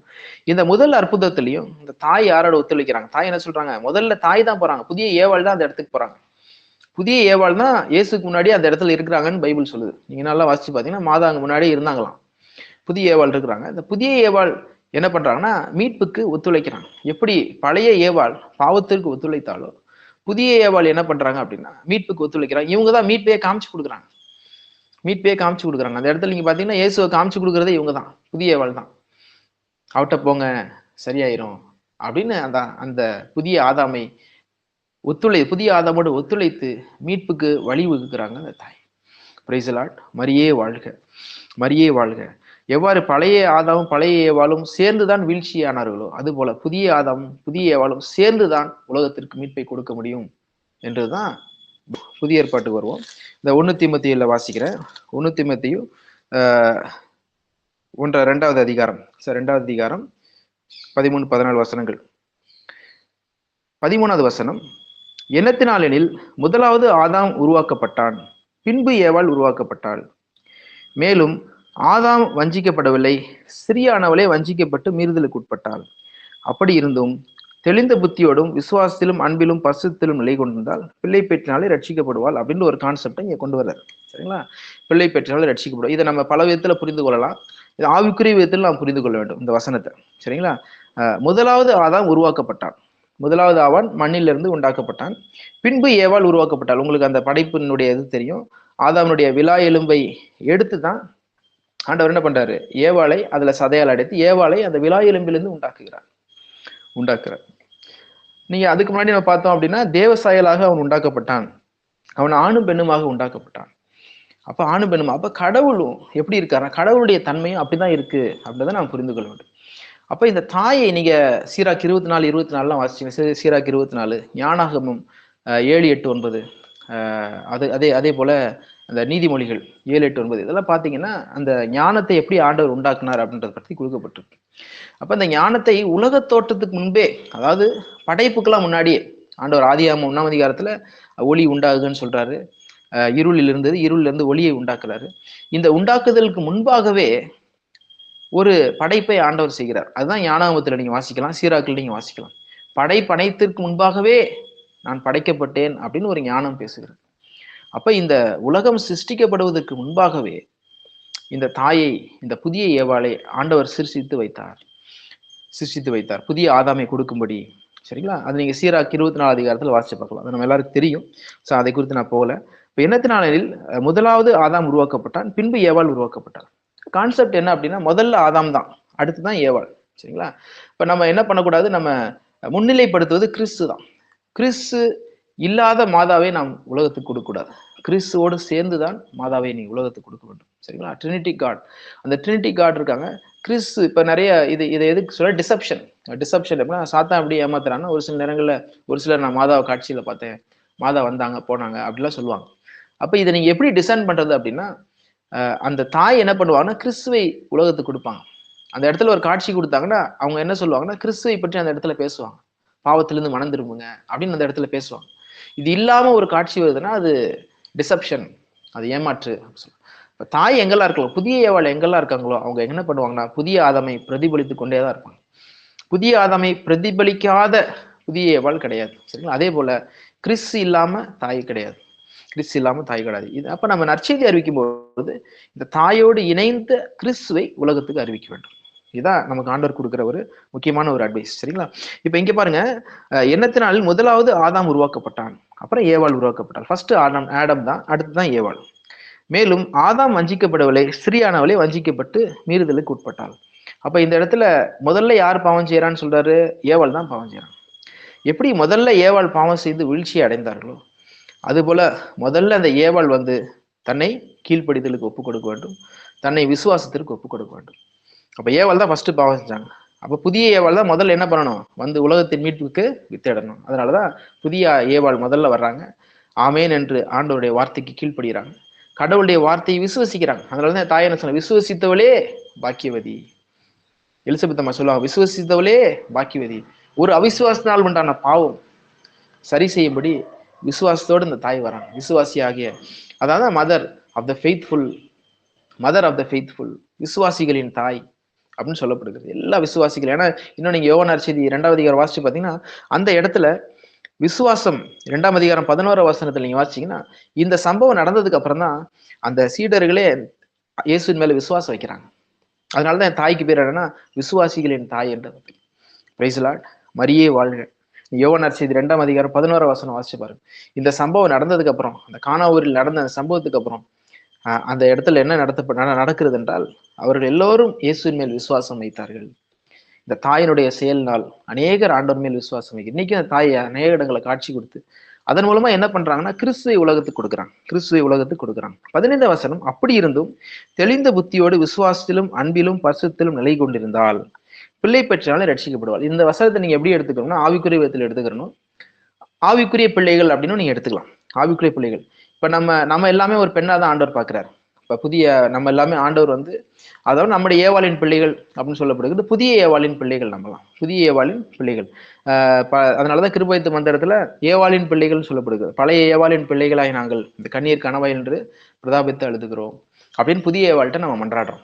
சரிங்களா? 15 வசனம் என்ன சொல்லுதுன்னா, அப்படி இருந்து தெளிந்த புத்தி உள்ளவர்களாய் விசுவாசத்திலும் அன்பிலும் பரிசுத்தத்திலும். அப்படின்னா இது வந்து பெண்களுக்கு மட்டும் கொடுக்கப்பட்ட வசனம் இல்ல, புதிய ஆதாமுடைய பிள்ளைகள், அதாவது புதிய ஆதாமின் மனவாட்டியாக நாம் எல்லாருக்கும் கொடுக்கப்படுகிற ஒரு வசனம். நம்மளையெல்லாம் ஆண்டவர் ஒரு பெண்ணா தான் பாக்குறாரு. அப்ப நீ தெளிந்த புத்தி உள்ளவனா இருக்கணும், விசுவாசத்திலும் அன்பிலும் பரிசுத்தத்திலும் நிலை கொண்டு இருக்க வேண்டும். நீ ஆவிக்குரிய பிள்ளைகளை நீ பெற்று ஆவிக்குரிய பிள்ளைகளை நீ உலகத்துக்கு கொடுக்கணும் அப்படின்னு ஆண்டவர் சொல்றார். அப்ப நீ இதை பெண்ணுக்கு கொடுக்கப்பட்ட வசனம்னு பார்க்காம நம்ம ஒவ்வொருவருக்கும் கொடுக்கப்பட்ட ஒரு வசனமா பாருங்க. சரிங்களா? நீ எப்படி மீட்கப்படுவ? தெளிந்த புத்தி உள்ளவனா இருக்கணும். விசுவாசம், எங்க அவிசுவாசனால் உண்டான பாவத்தை நீக்கும்படி விசுவாசத்தில் நிறைந்தவனா இருக்கணும். அன்பில் நிறைந்தவனா இருக்கணும். பரிசுத்தத்தில் நிலை கொண்டிருந்தால் பிள்ளை பெற்றினாலே நீ என்ன பண்ணணும்? ஊழியம் பண்ணி அநேகம் பிள்ளைகளை தேவனிடத்தில் கொண்டு வரணும். அப்ப நீ ரட்சிக்கப்படுவாய் என்று ஆண்டவர் சொல்கிறார். Praise the Lord. மரியே வாழ்க. அப்ப இது ஒரு பெண்ணுக்கு மட்டும் எடுக்கப்பட்ட ஒரு வசனமா எடுக்காம இது நமக்கு அந்த வசனத்தை எடுத்துக்கணும். நமக்கு அந்த வசனத்தை எடுத்துக்கணும். சரிங்களா? தெளிந்த புத்தி உள்ளவர்களாய் விசுவாசத்தில் அன்பிலும் நிலைத்திருந்து பிள்ளை பெற்றினாலே ஆவிக்குரிய பிள்ளைகளை நாம் பெற்று கொடுத்தாதான் ரட்சிக்கப்பட முடியும். அதனாலதான் ஊழியம் பண்ணணுன்றது. ஊழியம் பண்ணாம மீட்பு கிடையாது. நல்லா தெரிஞ்சுங்க. கட்டாயம் ஊழியம் பண்ணி ஆகணும். ஒவ்வொருத்தரும் ஊழியம் பண்ணியே ஆகணும். அப்ப ஊழியம் பண்ணாதான் நமக்கு மீட்பு. 1 கொரிந்தியர் 11 அதிகாரம் 7 புருஷனானவன் தேவனுடைய சாயலும் மகிமையுமாய் இருக்கிறபடினால் தன் தலையை மூடிக்கொள்ள வேண்டியதில்லை. ஸ்திரியானவள் புருஷனுடைய மகிமையாய் இருக்கிறாள். புருஷன் ஸ்திரீலிருந்து தோன்றினவன் அல்ல, ஸ்திரியே புருஷனிலிருந்து தோன்றினவள் அப்படின்னு எழுதப்பட்டது. புருஷன் ஸ்திரீக்காக சிருஷ்டிக்கப்படவில்லை, ஸ்திரியே புருஷனுக்காக சிருஷ்டிக்கப்பட்டவள். ஆகையால் தூதர்கள் நிமித்தம் ஸ்திரியானவள் தலையின் மேல் முக்காடிட்டுக் கொள்ள வேண்டும். ஆகிலும் கர்த்தருக்குள் ஸ்திரீ அல்லாமல் புருஷனும் இல்லை, புருஷனும் அல்லாமல் ஸ்திரீயும் இல்லை. ஸ்திரியானவள் புருஷனிலிருந்து தோன்றுகிறது போல புருஷனும் ஸ்திரீனால் தோன்றுகிறான். சகலமும் தேவனால் உண்டாயிருக்கிறது. ஸ்திரியானவள் தேவனை நோக்கி ஜெபம் பண்ணுகையில் தன் தலையை கொள்ளாமல் இருக்கிறது லட்சணமாயிருக்குமோ என்று உங்களுக்கு நிதானித்துக் கொள்ளுங்கள். அப்ப இந்த இடத்துல இது ஒரு முக்கியமான ஒரு கான்செப்டை இங்க பவுல் சொல்லித்தரார். அதனாலதான் பெண்கள் முக்காட வேண்டும் என்று சொல்லப்படுகிறது. பட் இது ஒரு ஆழமான ஒரு கான்செப்ட். சரிங்களா? ஆழமான ஒரு கான்செப்ட். என்ன சொல்லப்படுதுன்னா 7ஆம் வசனத்துல புருஷனானவன் தேவனுடைய சாயலால் உண்டாக்கப்பட்டிருக்கான். நமக்கு தெரியும், முதல்ல ஆதாம தான் உண்டாக்குறாரு. ஆதாமிலிருந்து தான் ஏவாளை அவர் உண்டாக்குகிறார். தன் தலையை மூடிக்கொள்வது, அதனால அவன் தலையை மூடிக்கொள்வதில்ல, தேவனுடைய மகிமையா இருக்கிறான். அடுத்து என்ன சொல்லுதுன்னா, புருஷன் ஸ்திரீலிருந்து தோன்றினவன் அல்ல, ஸ்திரியே புருஷனிலிருந்து தோன்றியவள். படைப்புல முதல்ல வந்து புருஷன் தான் இருந்தார், ஆதாம் தான் இருந்தார். ஆதாமிலிருந்து தான் பெண் தோன்றினார்கள். சரிங்களா? ஆதாமிலிருந்து தான் பெண் தோன்றினார்கள். அதுக்கப்புறமா என்ன சொல்லப்படுகிறதுனா, புருஷன் ஸ்திரீக்காக சிருஷ்டிக்கப்படவில்லை, ஸ்திரியே புருஷனுக்காக சிருஷ்டிக்கப்பட்டவள். இப்ப நீங்க இதை எப்படி எடுத்துக்கிறோம்னா, மாதா இயேசுநாதர். சரிங்களா? புதிய ஆதாமுக்காக தான் புதிய ஏவாள் சிருஷ்டிக்கப்பட்டார்கள். புதிய ஆதாமுக்காக புதிய ஏவாள் சிருஷ்டிக்கப்பட்டார்கள். மாதா வந்து நம்ம இன்னைக்கு நம்ம பாக்குறது வந்து அவங்க நம்மளுக்கு கடவுள் மாதிரி தான் தெரிவாங்க. என்ன காரணம்னா, இந்த தாயின் வழியாக தான் எல்லாத்தையுமே நமக்கு ஆண்டவர் கொடுக்குறாரு. நல்லா கவனிச்சுங்க. உலகத்தின் மீட்பு இந்த தாய் வழியா தான் வருது, புதிய ஏவாளின் வழியாக தான் வருது. உலகத்தை மீட்கக்கூடிய இந்த கிறிஸ்துவை உங்க வழியா தான் பெற்றுக்கொள்கிறோம். நம்முடைய ஆசீர்வாதங்கள் எல்லாமே, உலகத்திற்குரிய ஆசீர்வாதங்கள், ஆவிக்குரிய ஆசீர்வாதம் எல்லாமே இந்த தாயின் வழியா தான் நமக்கு வருது. இதுல சந்தேகமே கிடையாது. இது தேவனுடைய திட்டமாகவே இருக்குது. எல்லாமே இந்த தாய் வழியா வரனால இந்த தாயை நம்ம கடவுளா பாக்குறோம். தாய் கடவுள் மாதிரி நமக்கு தெரியுறாங்க. ஆனா முதல்ல புதிய ஆதாம் தான் இருக்கிறார். அந்த புதிய ஆதாமுக்குரிய மகிமை, அந்த ட்ரினிட்டி காட், அந்த ட்ரினிட்டி காட்ல இருந்து அடுத்த ஒரு ஸ்டெப்ல தான் இந்த தாய் இருக்கிறாங்க. அதை நாம் கரெக்டா புரிஞ்சுக்கிறணும். மாதா தான் கடவுள் அப்படின்னு சொல்லிடக்கூடாது. இந்த கான்செப்ட் ரொம்ப கவனமா நீங்க புரிஞ்சுக்கணும். சரிங்களா? அப்ப புருஷன் எப்படின்னா, ஸ்திரீ தான் புருஷனுக்காக உண்டாக்கப்படுகிறாள் அப்படின்னு எழுதப்படுகிறது. சரிங்களா? அப்ப மாதா வந்து, அதனாலதான் திருச்சபை என்ன சொல்லுதுன்னா, மாதா வந்து உண்டாக்கப்பட்ட ஞானம், சிருஷ்டிக்கப்பட்ட ஞானம் அப்படின்னு சொல்லப்படுகிறது. உலக தோற்றத்துக்கு முன்பே சிருஷ்டிக்கப்பட்ட ஞானம் அப்படின்னு சொல்லப்படுகிறது. இயேசுநாதர் ஆண்டவர் சொல்றாரு, கொலோசியர்ல சொல்றாரு, அவரே நமக்கு ஞானம் நீதி மீட்பு மன்னார்னு சொல்லப்படுது. இயேசுநாதர் வந்து சிருஷ்டிக்கப்படாத ஞானம். இந்த ஒரு டிஸ்கிரிமினேஷனை கரெக்டா நம்ம புரிந்து கொள்ள வேண்டும். டிஸ்கிரிமினேஷனை கரெக்டா புரிந்து கொள்ளணும். அப்ப யாருக்காக உண்டாக்கப்படுறாங்க? மாதா யாருக்காக உண்டாக்கப்படுறாங்க? புதிய ஆதாமுக்காக உண்டாக்கப்படுறாங்க. அப்ப புருஷன் ஸ்திரீக்காக சிருஷ்டிக்கப்படவில்லை, ஸ்திரீயே புருஷனுக்காக சிருஷ்டிக்கப்பட்டவள். இந்த பாயிண்ட்ல மாதா வந்து ஒரு ஸ்டெப் கீழே இருக்கிறாங்க, இயேசுநாதருக்கு ஒரு ஸ்டெப் கீழே இருக்கிறாங்க. சரிங்களா? அது ஒண்ணுதானே தவிர மற்ற எல்லாத்துலயும் இந்த தாய் ஆளுகை செய்யறாங்க. இது எதோட நீங்க ஒப்பிடலாம் அப்படின்னு பாத்தீங்கன்னா, பார்வோன் யோசேப்பும் நீங்க பாத்தீங்க, பழைய ஏற்பாட்டுல பார்வோன் யோசேப்பு இருக்கிறாங்க. பார்வோன் என்ன பண்ணுவான்னா, இந்த சேரை தவிர மத்த எல்லாத்துக்கும் நீ தான் அதிபதினு சொல்லுவாரு. யோசேப்பு தான் அதிபதியா இருப்பான் எல்லாத்துக்கும். யோசேப்பு தான் இன்ஃபேக்ட் அரசனாக இருப்பான். யோசேப்பு தான் அரசனா இருப்பான். அரசன் மாதிரி இருப்பான். ஆனா பார்வோன் என்ன சொல்லுவாருன்னா, இந்த சேரை தவிர மத்த எல்லாத்திலும் நீ தான். அது போலதான் மாதாவும். ஆண்டவர் ஒரு சிங்காசனம் இருக்கு. அந்த சிங்காசனம் அவருக்கே உரியது. அவர் ஒரே தேவன். அவர் ட்ரினிட்டி காட். அதை யாருக்கு விட்டு கொடுக்க மாட்டார். ஆனா அவர் என்ன சொல்றாருன்னா, ஒரு சேரை தன்னுடைய வலது பரிசுல போட்டு இந்த அம்மாவை உட்கார வச்சு, அம்மா நீ சகலத்தையும் ஆண்டு கொள்ளுங்க, எல்லாம் உங்களுக்கு தான் அப்படின்னு சொல்லி இந்த தாயிடம் சகலத்தையும் அவர் ஒப்படைக்கிறாரு. இந்த ஒரு சேரை தவிர நீ எல்லாத்திலும் நீங்க தான்மா அப்படின்னு சொல்லி இந்த தாய்க்கு இந்த பொறுப்பை எல்லாம் ஒப்படைக்கிறார். அதனாலதான் மீட்பின் அந்த பயணத்துல இந்த தாயினுடைய கோட்பாடு ரொம்ப முக்கியமானது. இந்த தாய் ஒரு இணை மீட்பராக, ஒரு கோரிடெம்ட்ரிக்ஸாக இருந்து நமக்காக ஒவ்வொரு நாளும் போராடி கொண்டே இருக்கிறாங்க. Praise the Lord. மரியே வாழ்க, மரியே வாழ்க. அதனாலதான் என் தாய் என்ன பண்றாங்கன்னா, முக்காடிட்டவர்களாக வர்றாங்க, தன்னை தாழ்த்திக்கிறாங்க. நான் புதிய ஆதாமுக்காக வந்த புதிய ஏவாள் என்று தன்னையே தாழ்த்தி அவங்களே தன் முக்காட்டினால்தான் உலகத்தை ஜெயிக்கிறாங்க. அதனாலதான் இன்னைக்கு நம்ம ஜெபிக்கிறோம், தாயே நம்முடைய முக்காட்டுக்குள் எங்களை மறைத்துக் கொள்ளும். வண்ணம் கூட அடிக்கடி ஜெயிப்பாரு. அந்த எபிரேய வார்த்தைகள் பொறிக்கப்பட்ட அந்த முக்காட்டுக்குள் எங்களை மூடி மறைத்துக் கொள்ளும். உலகத்தின் மிகப்பெரிய ஒரு முக்காட்டுக்காரின்னு கூட சொல்லுவார். அப்ப என்னன்னா, அந்த முக்காடினால்தான் உலகத்தை ஜெயிக்கிறாங்க. அதுதான் ஒரு பெண்ணுடைய மகிமை. அதனாலதான் ஒரு பெண் தன்னை முக்காடிட்டுக் கொள்ள வேண்டும். உலகத்தை மீட்க வந்த புதிய ஏவாளே தன்னை முக்காடிட்டுக் கொண்டார்கள் என்றால், அப்ப அந்த வழியா வர எல்லா ஏவாள்களும், புதிய ஏவாளின் பிள்ளைகள் எல்லாம் முக்காடிட்டுக் கொள்ள வேண்டும். ஆனால் ஆண்கள் முக்காடிட வேண்டியதில்லை. இதனால் அந்த ஒரு டிஸ்கிரிமினேஷன் ஆண்டவர் உண்டாக்குறார். புருஷன் சரிங்களா? நம்ம அந்த ஹைரார்க்கியை நம்ம மறந்துடக்கூடாது. நம்முடைய வாழ்க்கையில நிறைய பிரச்சனைகள் வர்றதுக்கு காரணம் வந்து, கிறிஸ்து தலையா இருக்கிறாரு, கிறிஸ்து கீழே புருஷன் இருக்கிறார், புருஷனுக்கு கீழே தான் ஸ்திரீ இருக்கணும். இந்த ஹைரார்க்கி மாறும் பொழுது பிரச்சனை வருது. ஸ்திரீ புருஷனுக்கு மேல போய் உட்காரும் பொழுது அங்க வேற ஒரு பெண் வந்து விடுகிறார். நன்றி இயேசுவே, போற்றி இயேசுவே, துதிக்கிறோம் ஆண்டவரே. துதிக்கிற மகிமையெல்லாம் நமக்கு செலுத்துக்கிறோம் ஆண்டவரே. நன்றியோடு துதிக்கிறோம் ஆண்டவரே. அப்பா, அந்த வேசியின் மதுவை நான் குடித்த பாவத்தை மன்னியும் ஆண்டவரே. நான் ஆண்டவர்கிட்ட கேளுங்க, ஆண்டவரே அந்த வேசியின் மதுவை நான் குடித்த பாவத்தை மன்னியும் ஆண்டவரே, எங்களை மன்னியும் ஆண்டவரே. அந்த உலகத்தின் மிகப்பெரிய முக்காட்டுக்காரியான அந்த தாயினுடைய முக்காடுக்குள், உடைய புதிய ஏவாளின் முக்காட்டுக்குள் எங்களை ஒவ்வொருவரையும் மறைத்து காத்துக்கொள்ளுங்க ஆண்டவரே. அந்த வேசிட்டு இருந்து எங்களை காத்துக்கொள்ளுங்க ஆண்டவரே. நன்றியோடு துதிக்கிறோம் ஆண்டவரே. இந்த ஸ்திரீ தான் அந்த வேசியை எதிர்த்து வந்த ஸ்திரீ. அந்த வேசியை எதிர்த்து அந்த சர்ப்பமாகிய அந்த வேசியை எதிர்த்து நமக்காக போராடிக்கிட்டே இருக்கிறாங்க. இன்னைக்கு நமக்காக போராடிட்டே இருக்காங்க. நாம செய்ய வேண்டியது ஒன்னே ஒண்ணுதான், நாம் பாவங்களை குறைத்து கொண்டே வரணும். ஆண்டோடைய பாதத்தில் அமர்ந்த பாவங்களை குறைத்து கொண்டே வர வேண்டும். உலகத்துக்கு கிறிஸ்துவை யார் மூலியமா நீ கொடுக்கணும்?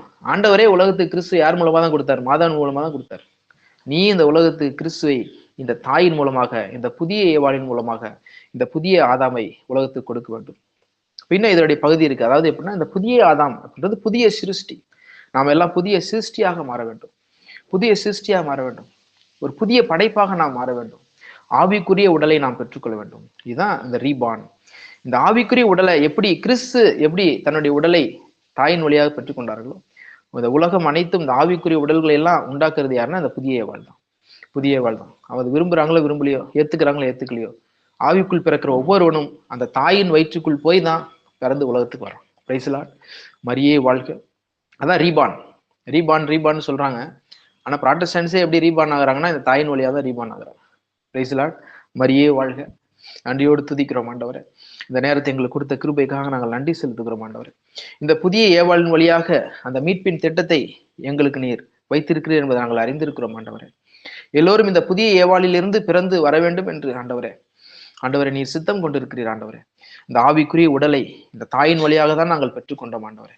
இந்த ஆவிக்குரிய உடலை நாங்கள் வளர்த்து இதிலே நாங்கள் ஒரு புது சிருஷ்டியாக மாறி ஆண்டவரே உமக்குள் வளர்ந்து உண்மையில் நாள்தோறும் நாங்கள் பெருகி ஆண்டவரே உண்மை அறிவிக்கக்கூடிய, எவ்வாறு அந்த தாயை உலகத்துக்கு கிறிஸ்துவை கொடுத்தார்கள் அதுபோல உண்மை உலகத்துக்கு கொடுக்கக்கூடிய பிள்ளைகளாக நீர் எங்களை மாற்றும் ஆண்டவரே.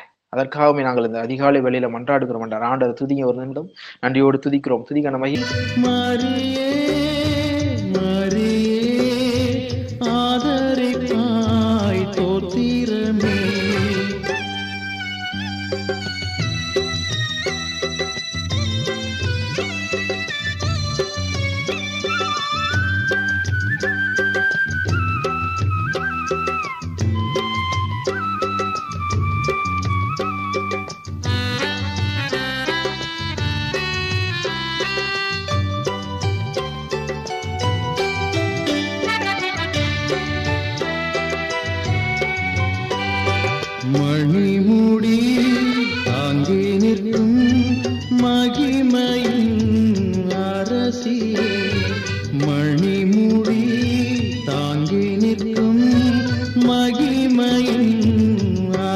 அரசியே வானவரும் மானிடரும் வாழ்த்தி உம்மை போற்றுகிறோ மரியே மரியே ஆதரிப்பாய் தோத்திரமே மரியே மரியே ஆதரிப்பாய் தோத்திரமே.